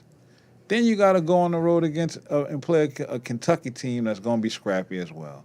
And not to mention McNeese and Mississippi State, too. So that's 7 emotional roller coasters that you got to find ways to pick up a team that's still trying to learn each other in the heat of battle. And then you go into an 11:30 kickoff on the road. Yeah. Against, might I remind you, when Tennessee was rolling with Hendon Hooker, who was the play caller for that team? Was it Alex Golesh, who is now the head coach where? at Auburn? At Auburn. That's right. With a quarterback who is built like a diet version of Cam Newton. I've heard somebody else bring up that Ole Miss game. I mean, that Auburn game too. Now I saw Marcus Spears' deal with LSU going to win them all, but he went back to Ole Miss. You come out of that game, like you said, that emotional high, and you win that really sensed it. Because that Ole Miss team is serious. You got Trinidad James coming back. I'm not buying the hype. You're not buying the hype? buying the hype. All right. I'm not buying the hype. They lost their leading sack getter, their leading tackler. You lost your a veteran O-line and that you still got to replace, and that's questionable. Your secondary was questionable last year. Pete Golding was a 42nd ranked defense last year. It took LSU took that team to the wire with an offense that couldn't move the ball more than 3 yards a carry. You beat LSU held Lane Kiffin and Charlie Weiss Jr. to 24 points. They beat LSU 24-19. I remember that. That was 24-19. And guess what? That offensive staff now has completely moved west to Baton Rouge. They have a bigger, faster, stronger armed quarterback, more explosive and dynamic playmakers around them, and a better defense on the other side of the ball. And a better offensive line this year, too. Exactly. So why do I think that Ole Miss can stand toe-to-toe with a defense that already held your quarterback and running back to 24 points? Mm-hmm. And that defense couldn't create a pass rush. Now can we now create a pass rush? We stole your best pass rusher. You mentioned facts, Prince. Now you mentioned the Auburn game potentially being a loss. Okay, I'm thinking you're looking at Alabama, Tennessee, and so you think Tennessee is the other one, because I don't think that this team is going to have a problem getting up for the big games. It's kind of Lane Kiffin's MO. He loses the games or struggles in the games he shouldn't. Those are the games that always gets him. And this team is talented, and these players are locked. I've met several of them. I personally had a lot of them autograph schedules, and I made them select the games that they are looking forward to the most. That's tight. From the D-line to Sam Levitt to linebackers, running backs, and you know what games that they're not really looking forward to? Auburn and Tennessee. So it tells you that in February and in August, they're looking for the big games already. Brother, I probably am the biggest fan of Deuce Jones, and I've spoke on this young man several times. You're a bigger fan than I am. You are. I'm sure you are, and that's the reason why you're here to speak on things. I'll be quiet, and I'll let you tell them about the great Deuce Jones. Let me tell you something. Anytime you have a 6 foot, 290-pound defensive lineman coming in at 18 years old, starting as a true freshman in the SEC, he different. Yeah. 99 for a reason. Yeah, that's your number. You know what I'm saying? Represented. He's on the Rocket great one. Let me tell you something. Ah! Deuce Jones plays the game like Aaron Donald. That's facts. Look, Yeah. I know this sounds whenever I say that, everybody go, "What? You haven't watched Aaron Donald play football. You only know Aaron Donald from the Los Angeles Rams. Right. Go watch Aaron Donald play at Pittsburgh. Pitt. Go watch Aaron Donald play high school ball. That is Deuce Gerald's reincarnated. When I tell you to get off, the technique, the hand placement, the strength, the explosion at the point of contact is absolutely off the charts, the pad level. The things that you have to coach an 18-year-old to do consistently, he came off the bus already doing. Now it's just about building his body up and getting him consistently doing it over and over and over again. That's Deuce Charles. Man, go ahead. He's gonna hit Arch Manning really hard. Oh, yeah. He's gonna sack him really hard. Yeah, he talked about that on the show. Boy, You looking forward to? when this young man get a hold of Arch. You know what game he said he looking forward to the most? What's that? Oxford, September 19th. Yeah, well, his daddy. His daddy. That's His daddy exactly played. why, That's exactly what he said. What's that? Yeah, and I don't mean to, hey, Deuce, bro, you got to get a sack in that game because your daddy was blocking me, and I got a sack on Ole Miss quarterback in that game. So you got to do it for the 99, bro. That's on my highlight tape. You know what I'm That was CL what you talk about. Just put Arch in the ground and prove to the world that he doesn't deserve to be the first overall pick. Like I've been saying on this TV show. Word around them Texas streets is Arch been having a little bit of issues in practice, but Ooh, don't tell nobody. Well, look, bro, I wish we had more time with you on the show. Thank you so much. We usually ask our guests to look at that camera over there and do some motivation, but I want you to plug in your next show. Tell us about timeouts and tangents. So we will be live at 8:15, literally in 30 minutes, on YouTube, Twitter, Facebook, TikTok, Instagram, wherever you can find this. Google Timeouts and Tangents, preferably on YouTube. Make sure that you tap into And the Valley Shook. That's the place that I write for, covering LSU. I will be in the press box, joining my boy Big Fave this season for a bunch of these games. And Also, make sure you hit us up on the Believe in LSU podcast on the Believe Network. And he's joining me in the booth, but he's going to bring me some nachos from Moe's, his restaurant on Confederates, and he's going to send me the tuna from Jersey Mike's in Thibodeau, baby. Shouts out to Andy Parker for joining us on the show. Restaurant owner, podcaster, man, writer, journalist. Most importantly, husband, father. Shouts out to all y'all. AJ, what's happening? And all the rest of it. And my little girl over there, shouts out to you too, baby girl. Look, y'all keep handling y'all business out there. Shouts out to my man, Anthony Parker. Y'all be sure to follow him. And don't forget about my oldest daughter. Love you. Love you, Rhea. Don't you forget about that. Yeah. Gonna have me in trouble. Hey, I got to give you a little room to go do all your drops, baby. That's why I said baby girl. Yep. So, man, Anthony, thank you once again for coming on the show. Y'all don't go nowhere. When we come back, we're going to talk a little high school football. And I told y'all we got to talk about that Saints defense. It's inside the trenches, baby. We'll be right back here on FRYP TV and ESPN Baton Rouge. Hello, somebody. It's time to move y'all body. Peace.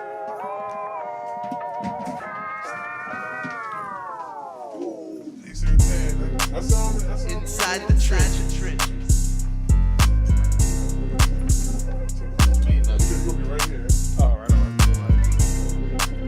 Anytime y'all need me, man. Oh, man. That was super good, right?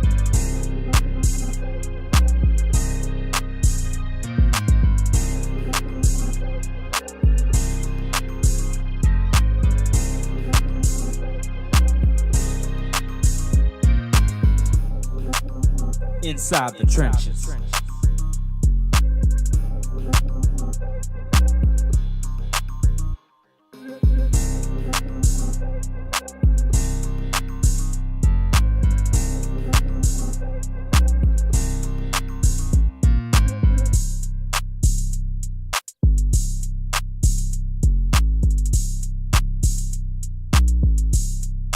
Dentro de las trincheras.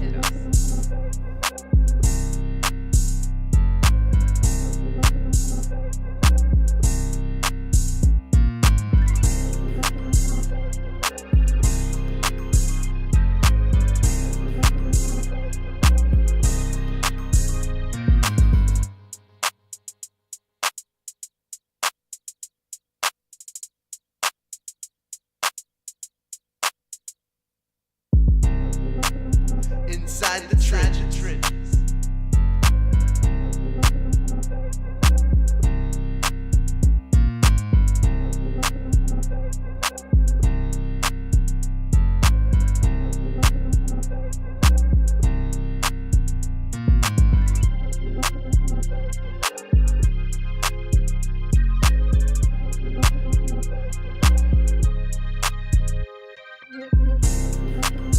Inside the trenches.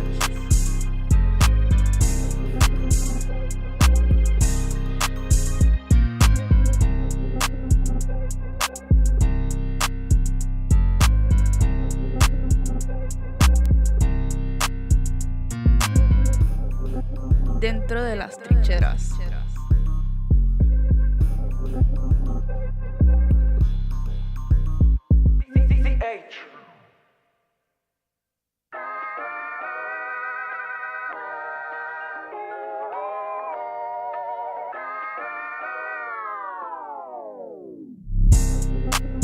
Inside the trenches.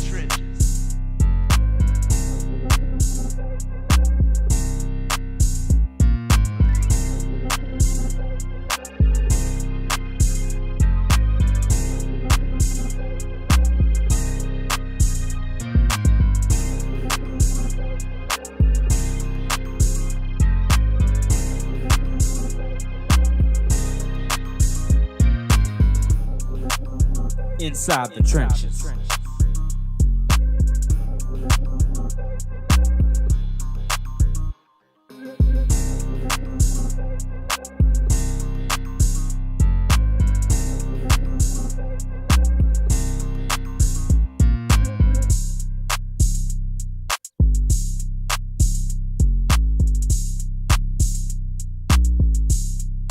Dentro de las trincheras.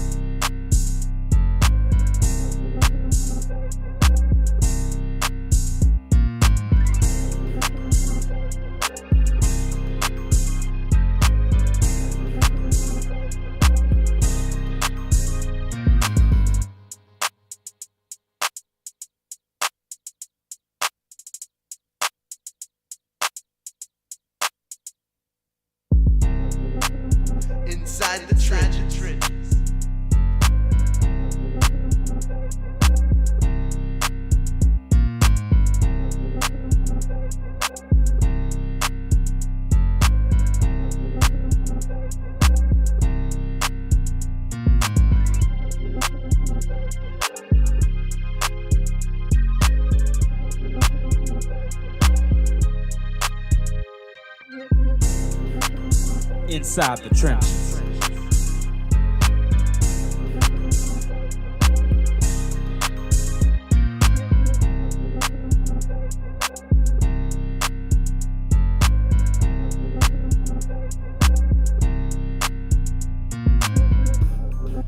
Dentro de las trincheras.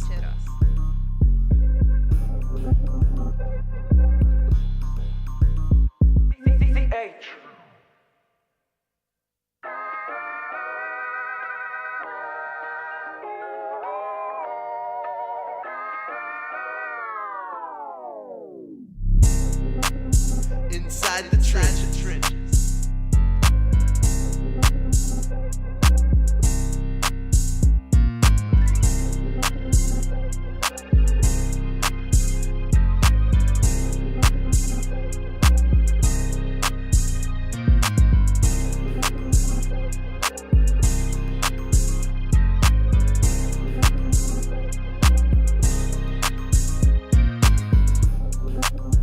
Inside the trenches.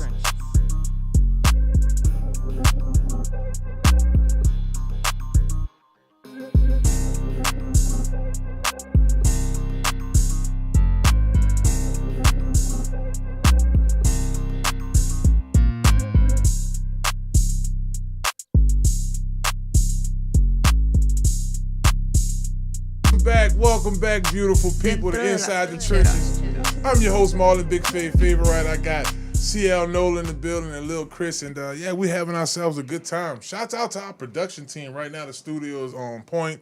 Got our students in here working. Everything is flowing well. Want to send a couple of sponsor shouts out.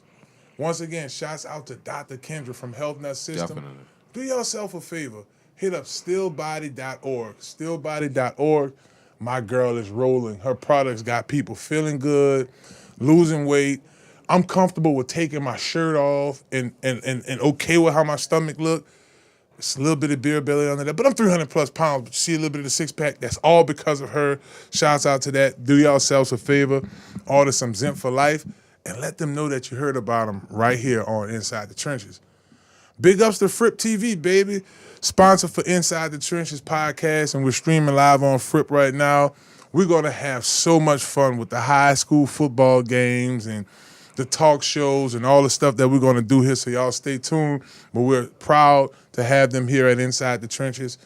We want to send a big shout out to Sixth Ward Dude, man. Sixth Ward Dude, man. That's right, baby. The Blue Crawfish. Make y'all way on down to the Sixth Ward, right there in the Treme. Holler at my people at the Blue Crawfish. Listen, you're in the city, you're looking to get a little escape, and you don't want to leave town. Make your way down to the Blue Crawfish, located on Dumaine and Claiborne. You can't miss it. Got a big blue crawfish on side the building. You want to do a staycation, or if you're in the Baton Rouge area, you want to come down to New Orleans, but you don't feel like driving back to Baton Rouge, get you a room at the Blue Crawfish. There's a party downstairs. There's a pool downstairs. You could do some, they got the pickleball over there. They still got the pickleball field. They got everything, baby. Everything, and food, eventually drinks. they're going to have CL NOLA in the building. Oh, yeah. Well, September 13th. God bless the day. September 13th, the Saints take on the Detroit Lions. That's right. That's an away game. We'll be at the Blue Crawfish. Y'all come through there. We're going to have food. We're going to have live entertainment. Live entertainment every time y'all come there. We might even do the national anthem. We're going to have some fun, big old TV screen. Bring the family out. Y'all don't want to be cooped up in the house watching the game. Make y'all way on over there to the Blue Crawfish, another proud sponsor of Inside the Trenches. Fellas, high school football is in full swing. I made my way to the Shaw and St. Amant game last week. Shaw, they had their running back, Allen Shaw the fifth. We call him Senko. I thought he had a great game. His brother had a great game at quarterback, rolled out. Thought Marlon Jr. did good. He drove. They were 0-0. They got on there. They drove the ball down. They had a winning, a scoring touchdown drive. You know, was really comfortable in the pocket. A couple of our Conquer guys, your boy David Simmons and Desmond Quibido. I thought that they did a good job. So they took on Saint Amant, CL. Yeah. I was able to make it to the Hornville versus Holy Cross and got a chance to see Stanford's very own Savoy Guitry. Okay. He is everything that he's advertised to be. Definitely got a couple of tackles in, a couple hit sticks in, and he definitely intercepted the ball starting at the safety position, even though he was a corner for the first 3 years. Yeah, Holy Cross, we have one of our players, Carter Mason, big nose guard, bro. Look like big BJ Raji playing for Holy Cross, and then we have we train Big Bo over there over at Hornville. So special prayers out to Hornville. One of my good friends, he lost his son, Patrick Jackson Jr. Was running back over there at Hornville. So I want to take this time just to pray for that Hornville community, pray for the Jackson family. My old roommate, Tyson Jackson from LSU, that's his little cousin. Patrick actually played in the NFL too. He was in Green Bay, if I'm not mistaken. So my heart goes out to his family and the Hornville football team. The kids are going to be truly missed. And I wanted to acknowledge that. We will be doing a lot of high school highlights, me and Josh Preston. I know Chris is going to be on the sideline with the ticket. CL, I know you're going to be doing some stuff with us as well with FRYP TV. I'm just excited about Josh's schedule. He really did handpick some really nice games. I want to start with this weekend. John Eric, we just had Anthony Parker leave here. Anthony Parker Jr., Kennedy High School took on John Eric. Shouts out to Coach L. Page and also Coach Wallace Foster. Two good coaches. CL, Lil Chris, y'all going to see a huge improvement in John Eric. I do believe what JB said last week was real, CL. Watching Josh's highlights of the game, you have running back Dominique Weber. He's probably going to be close to an 800,000-yard rusher for John Eric this year. They got a few returning starters, but what I thought was interesting, CL, about John Eric was they went out to Mississippi camp. You know, they took the players out of the atmosphere, almost on some Remember the Titans type stuff, but, you know, not the racial tension. It was just a team going out and work in Mississippi. But when you think of these two teams, you got Lenarius L. Page, was an all-star here locally, balled out in college, played a little bit of pro ball. You got Coach Foster, did an excellent job across the river. Now he's over here at the John Eric football team. Just your 2 thoughts on those 2 programs. Well, I'm familiar with L. Page and what he did collegiately at Tulane. Actually, Big Noel, he was after Big Noel at Tulane. And I also saw the difference that he was making at Kennedy a few years ago. They tend to play at Pan Am Stadium, which is around my way now. So I'm very familiar with that.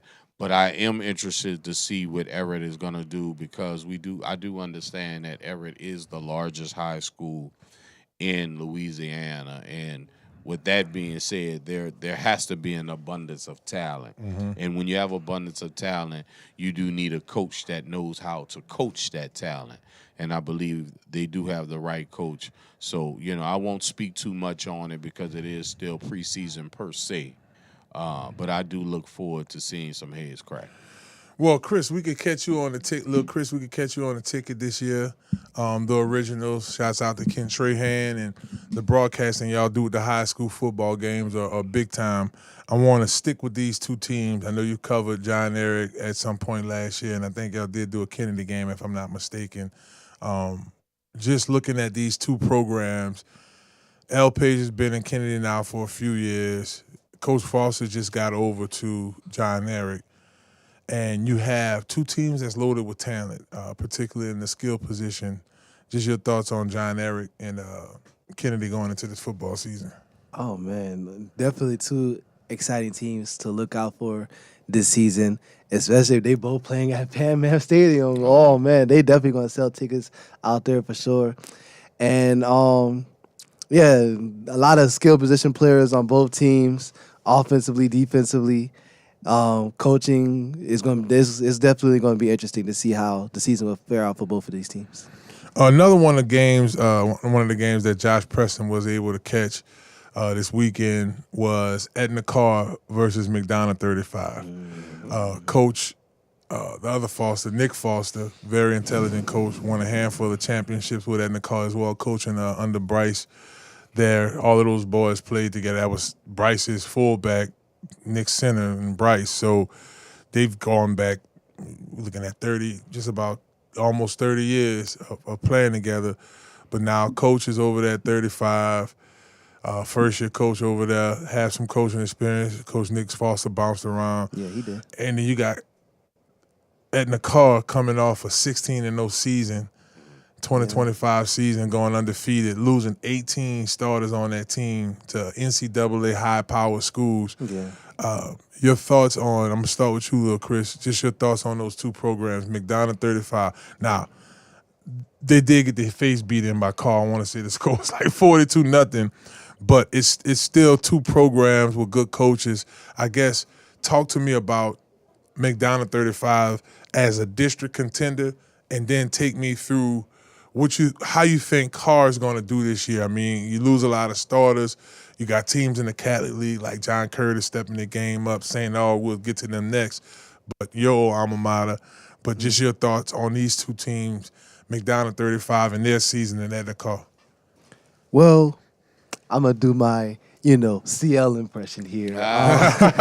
First off, I want to give a shout out to Nick Foster. Yeah, definitely. We're gonna give a shout out first. Not only he not only Coach Nick Foster, he contributed a lot to Edna Carr. He contributed a lot to St. Aug too. Well. Yeah, that's right. Because he when I was a student at St. Aug, he was the coach there, and we definitely had some very solid football teams when he was coaching at St. Aug, and I think he's going to do a very well job coaching at McDonough at 3-5 as well. And I believe him. As long as he's the coach there at 3-5, I believe in him. And funny enough, at the original ticket, Crescent City Sports last year, I actually covered the 3-5 car game in the West Bank last year. And it was ugly, but I don't expect it to be that ugly this year when they face each other. And again, because they're going to play again. All right. In the regular season, yeah. So, and then with Carr, it's definitely going to be a challenge, losing all their players, most of their players. But they have a good coach, Coach Bryce Brown. I do believe him as well. We'll see how the season, and there's team, I feel like it's going to be a lot challenging for them this year. I feel like this year is going to be a rebuilding year for Carr, especially, knowing that other Catholic League teams like John Curtis and St. Aug, they're just getting better. So I feel like this year is more like a rebuilding year for Carr, but I still think they could potentially make some noise. In CL, I want to kind of break down some of the Carr players. I know they lost a lot, but Jermaine McKernan, I thought he did a good job last year in the state championship. He got some touches last year. He comes back his senior year. I mean, that's their theme, right? We talked about talked to JB about this. We just reload. Mm-hmm. You had your Curtis boys come sit down here. Mm-hmm. The DBs, right? You saw my big cousin Ethan, all them big boys over there. Mm-hmm. Saying, "Oh, we're gonna get to them next." That game that they played, they just obliviated. But we'll get to that too. Mm-hmm. Edna Carr this year, talk to me about him. Well, first of all, I want to maybe I could do my own CL impression. I don't know. Let me try. First of all, I think the level of coaching needs to be spoken about when it comes to what has come out of Carr. Absolutely. I attended Carr, but I ended up prepping at O'Para Walker, and I go so far back to give all the praise and glory to the great Coach L. Ott. He is the one that initiated all of this that is going on right now. Now, I know younger people know of Bryce and, Taurus Howard, T. Black, and Edward Dillon, But all of these guys learn from Coach Ott. And now you have other coaches that have left Carr and went to McMahon and went to 35 and went to all of these other respected schools. And it all derives from Coach Al Ott. He has passed. Now he's gone from us now. But I do have to praise because Coach Ott was very special to me as well. I was never able to play for Coach Ott because, honestly, they had so much talent back then. I was never able to get on the field for Coach Ott, but I do understand coaching and I do understand history. I think that is the panache and the one thing I do believe I bring to this show is that I can tell you the history of what is actually transpiring now and how it all derived from the beginning. And we do understand that Carr just reloads. And because it's always been a system. Yes, they got some guys that maybe some names that you're not aware of that haven't, made Friday Night Football or Friday Night Lights just yet. But, you just wait and see. I think last night or when that game actually occurred, that was the first time Carr played in their backyard. I think that was a moment in time. I think that was something that had been waiting and building up for some time.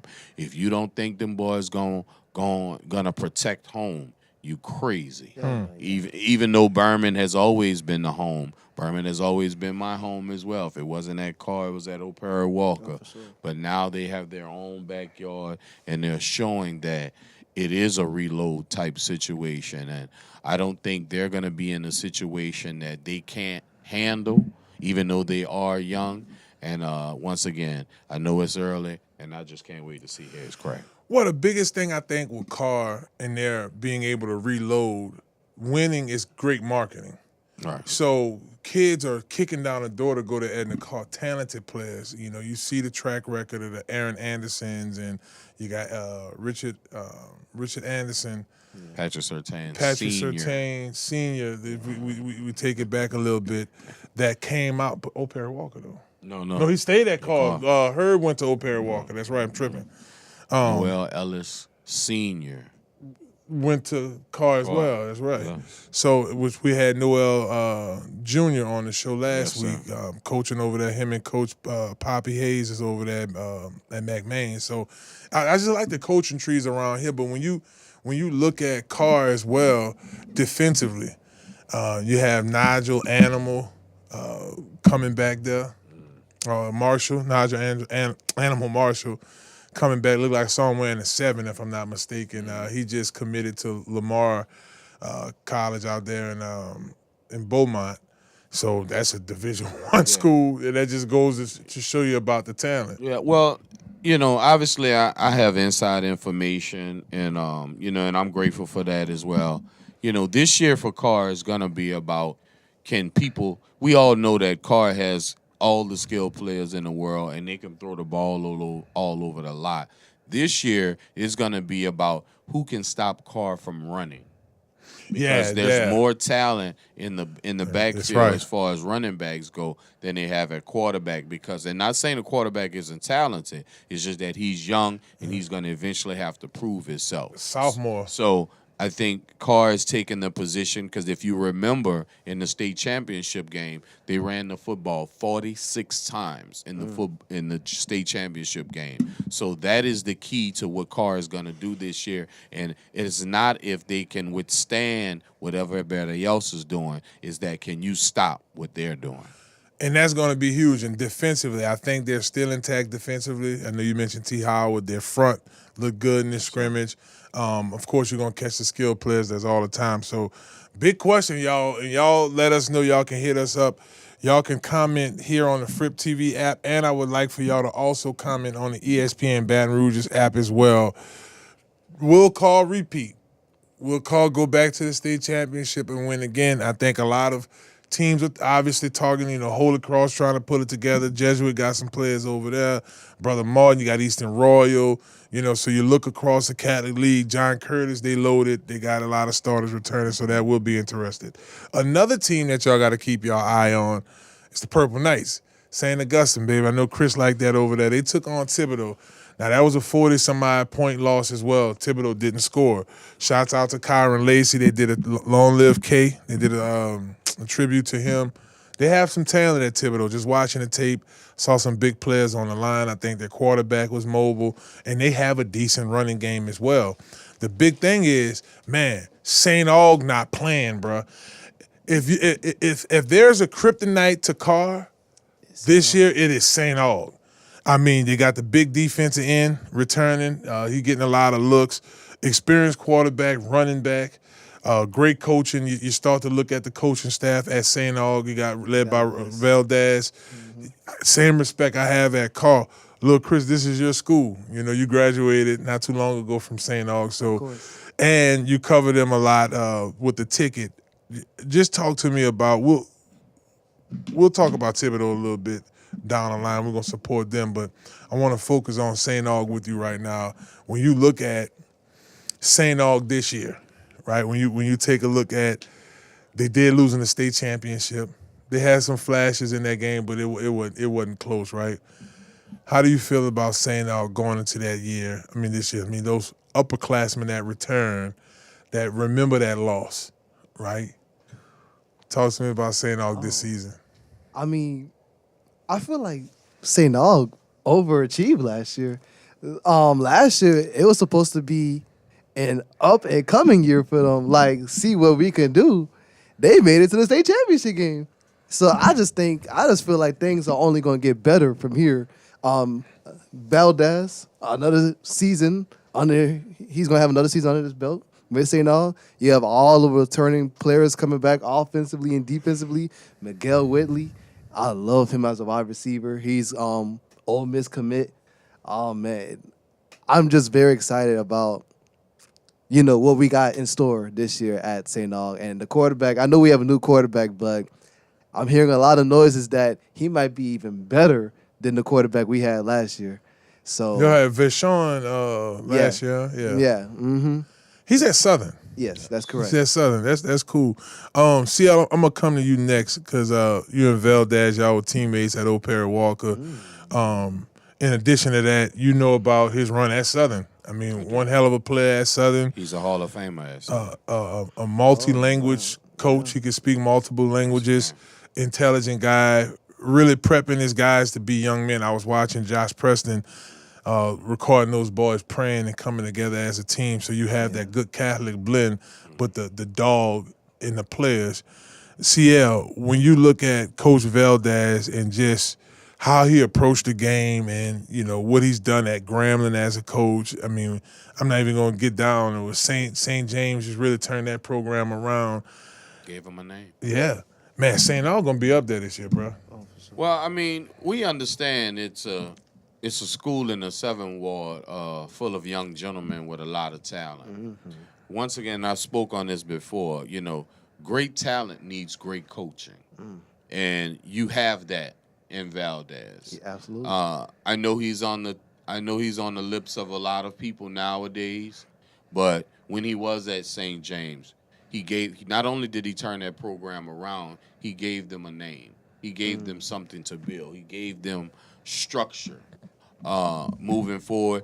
It's very rare that a coach goes to college and then returns back to high school. Yeah. So not only does he have the respect, the knowledge, obviously being an offensive lineman, Hall of Famer at Southern University, coming back to high school football and teaching the young men how to take it to the next level while still being in high school, I think speaks volumes. Because let's not pat the horse on the butt just yet, because we know there is a lot of pressure and a lot of expectation for the Purple Knights alumni. We're no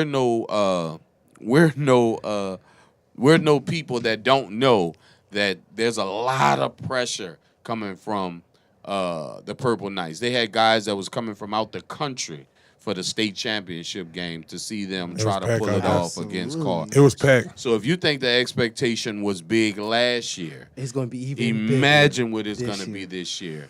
And once again, we understand it's preseason, and I want everyone to table their expectations, but realize if you would, and I'm not a betting guy, and I don't promote betting, especially in high school, but if you were to put your money on a team, it would be Coach Valdez and the Purple Knights. Amen. Well, I look forward to it. Y'all get y'all popcorn ready, baby, because it's going to be one heck of a year. Do look forward to as we do get with Damian and the rest of the guys. We do plan on being at a lot of these games with FRYP TV, so y'all be able to watch us live like y'all watching us now on the stream and check out some of the highlights from these games because it will be worth it, and I look forward to seeing that roll out. Well, look, y'all, we got one more segment to go with, baby. So, yes, indeed, shouts out to everybody tuning in right now, our new FRYP TV family. Shouts out to everybody who's checking us out right now, ESPN Baton Rouge's YouTube Live. We appreciate y'all for chiming in and commenting as well. But when we get back, y'all, we promised them we're going to talk about the Saints defense, right? So we're going to talk about the Saints defense. And could the Black and Gold's defense give them a chance to make a playoff run? Well, we're going to talk about it right here on Inside the Trenches. Y'all don't go nowhere. We'll be back. Hello.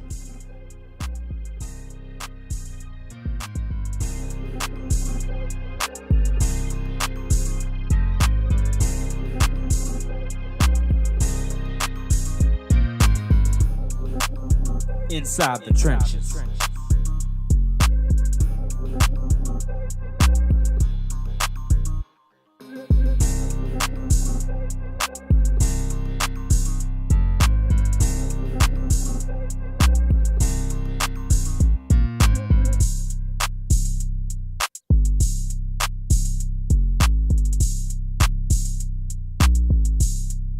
Dentro de las trincheras.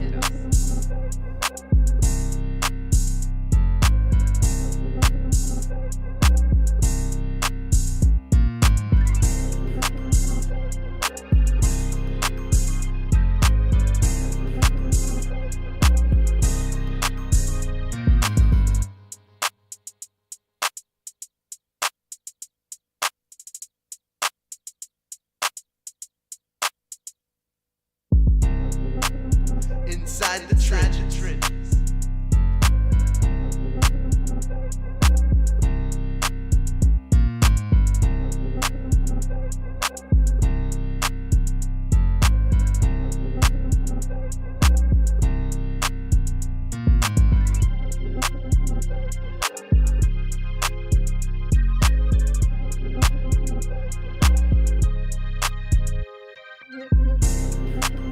Inside the Trenches.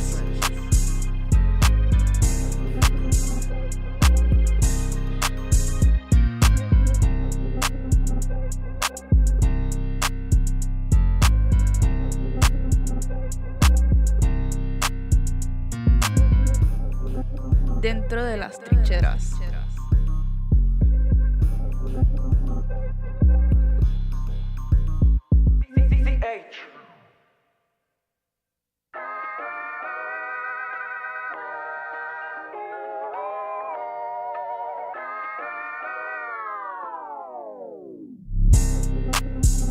Inside the trenches.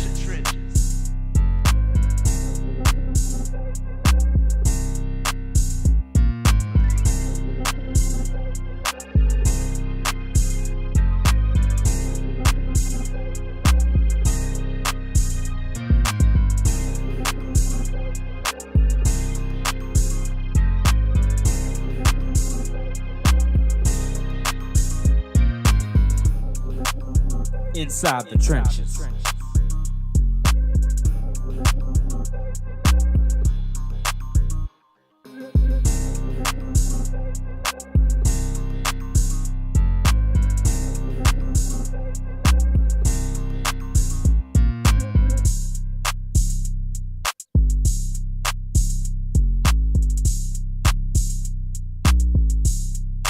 Dentro de las trincheras.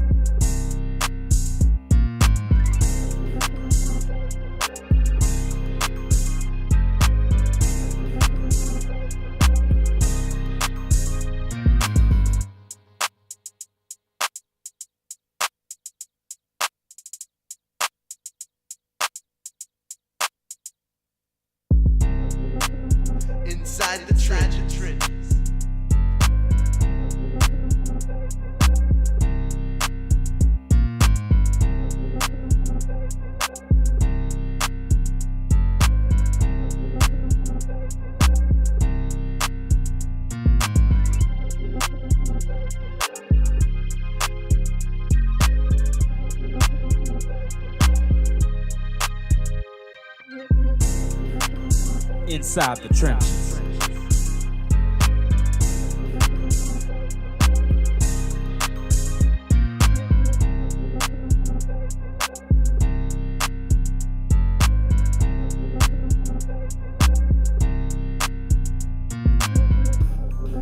Dentro de las trincheras.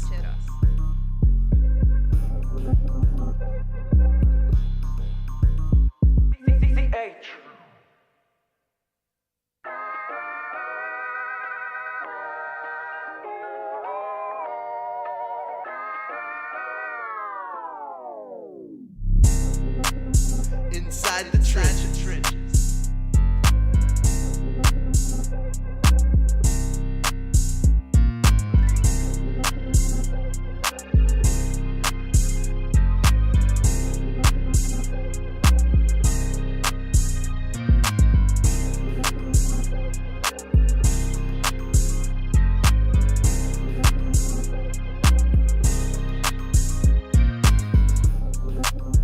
Inside the trenches.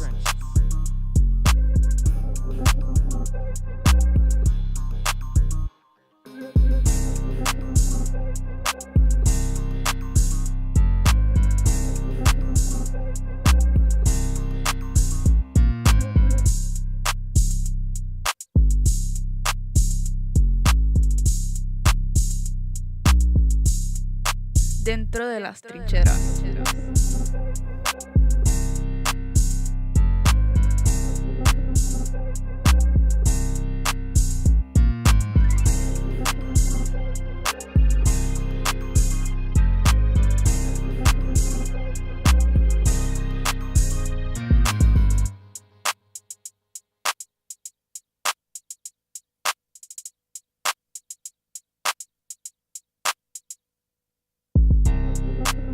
Inside the trenches.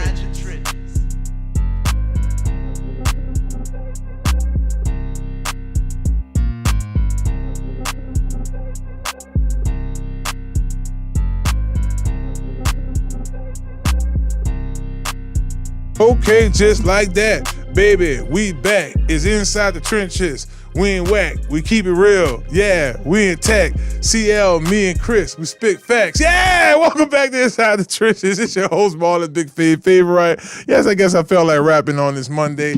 Big shout out to all our sponsors once again. Get Gordan Injury Attorneys, Conquer Sports Pros, Blue Crawfish, big ups to you. Health Nut System, Dr. Kendra, thank you for the muscles. And big ups to FRYP TV. And yes, indeed, shouts out to y'all for tuning in with us. I did promise y'all we were going to talk about the Saints defense.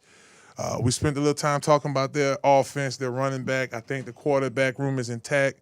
Wasn't Zach Wilson's best week last week, but I thought that in the previous preseason game he showed his veteran skills. But I think it's only fair that we talk about the Saints defense. And as I told y'all before we took a break, if the Saints have a shot at making a legitimate run deep into the playoffs, I feel like the defensive performance is going to play a major role. I'm going to go right outside the trenches for a second, and I do want to start with the linebacker position. This offseason, we did lose Demario Davis. Demario Davis did help us have one of the older rosters in the league because of his age, but the man was playing like he was 22 years old last year. He really was flying around, was very close to making a Pro Bowl, right? And that was Chris Olave that made the Pro Bowl on the second stint? Yes. Yeah. Okay, so we had one Pro Bowler last year. Yeah. So I think we'll have more this year. But I want to talk about, and I'll come to you first, CL, on this one. Caden Ellis, Pete Warner,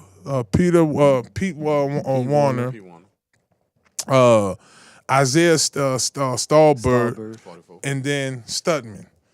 Those are going to be your guys in terms of rotation and in terms of special teams and kickoffs. CL, how confident are you in this linebacking core going into the season? Well, I won't speak the obvious about Ellis coming back. I'll start with somebody that probably doesn't get enough pub, and that'll be Mr. Pete Warner. In the last 3 years, Pete Warner has probably been the most dependable player that we've had on defense, and not just because of his intelligence and being in the position. The most important ability is availability. He has been available, and he's been there for the Saints the entire time. But we all know Mr. Ellis has finally returned back to the New Orleans Saints. Welcome back, baby. He's not just a middle linebacker. He's also a pass rush specialist. And you'll see that this year, the way Brandon Staley uses him. He won't just be a middle linebacker. He'll be on the edge. He'll be all over. Yeah, and I won't tell you he's going to make you forget DeMario Davis, but he'll make you happy that we got him back. No doubt. And I want to stick to the edge rushers, right? Carl Granderson, Chase Young, two guys that we're going to be leaning on a lot. Of course, you still have Cam Jordan. We're going to get as much production out of Cam as possible. And then we got Anthony. Anthony he got a kind of rhyme type name, right? Jennings. Yeah, Jennings we got him from the Patriots. When you start thinking about Lil Chris, when you think about those guys, right? We ask for those guys sometime to drop into the flats. We ask for those guys to get after the quarterback. They're going to have to be the catalyst of that defense. We're going to put a lot of pressure on quarterbacks for us to be a ferocious defense. How confident are you in those guys? Oh man, I love the depth and the talent we have at the defensive end and the outside linebacker positions that we could use a lot of rotations to get after the quarterback. Like all the names you just named, I feel like all of those guys have the capability of getting after the quarterback, pressuring the quarterback, get some pressures in, get some sacks in. So I'm very confident about the rotation we have of the edge defenders. CL, the secondary for the Saints. I'm looking at a group of guys that they come from different walks of life. We got Blackman from the Colts last year, but he got hurt early in the season, so we didn't really get a chance to feel his impact on the team. Two guys, one in Quincy Riley and Jonas Sanker, two guys that really came in and, in my opinion, balled out as rookies. But I want to focus on a guy you brought up about 2 weeks ago.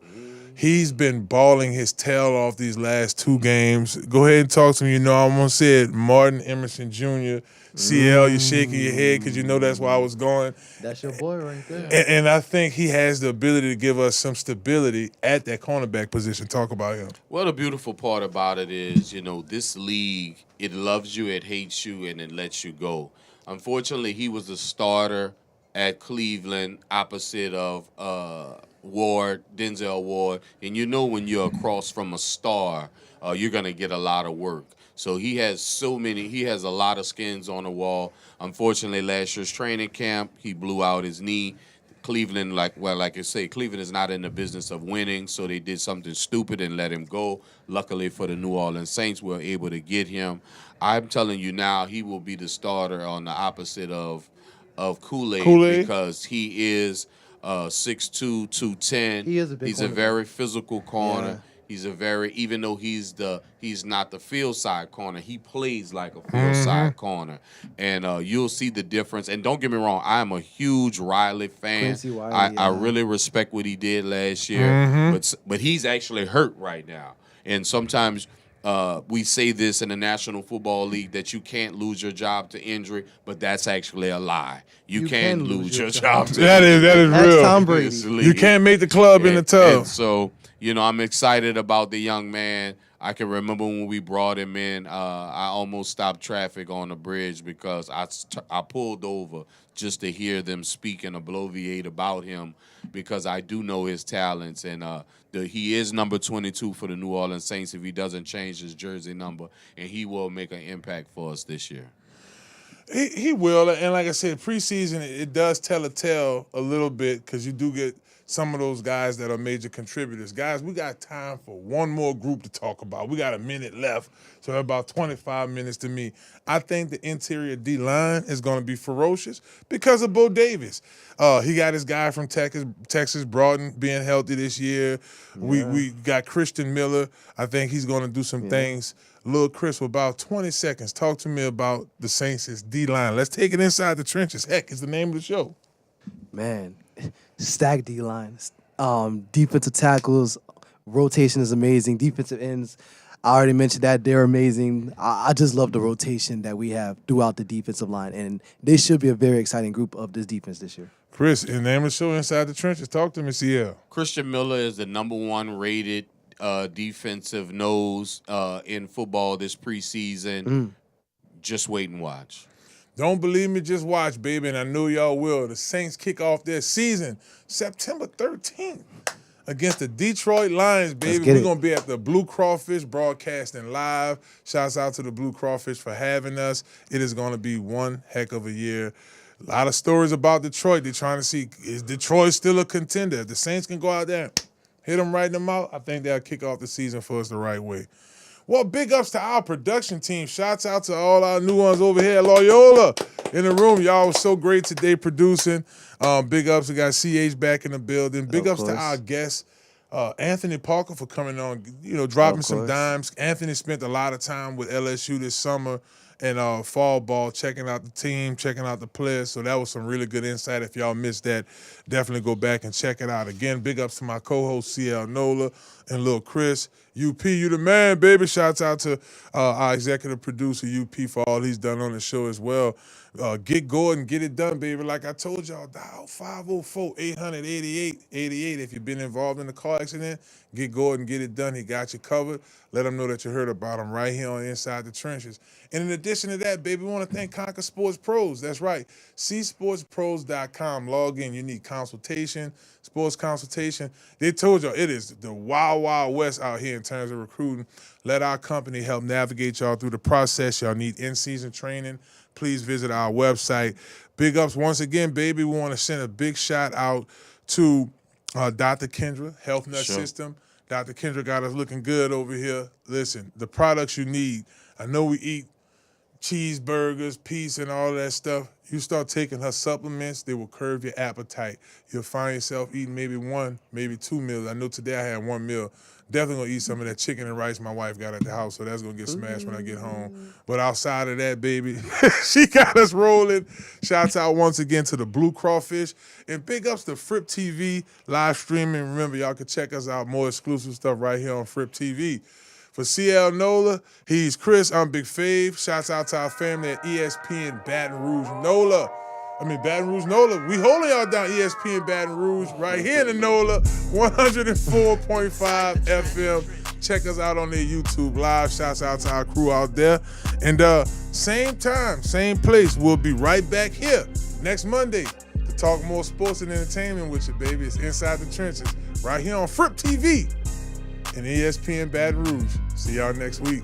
Peace.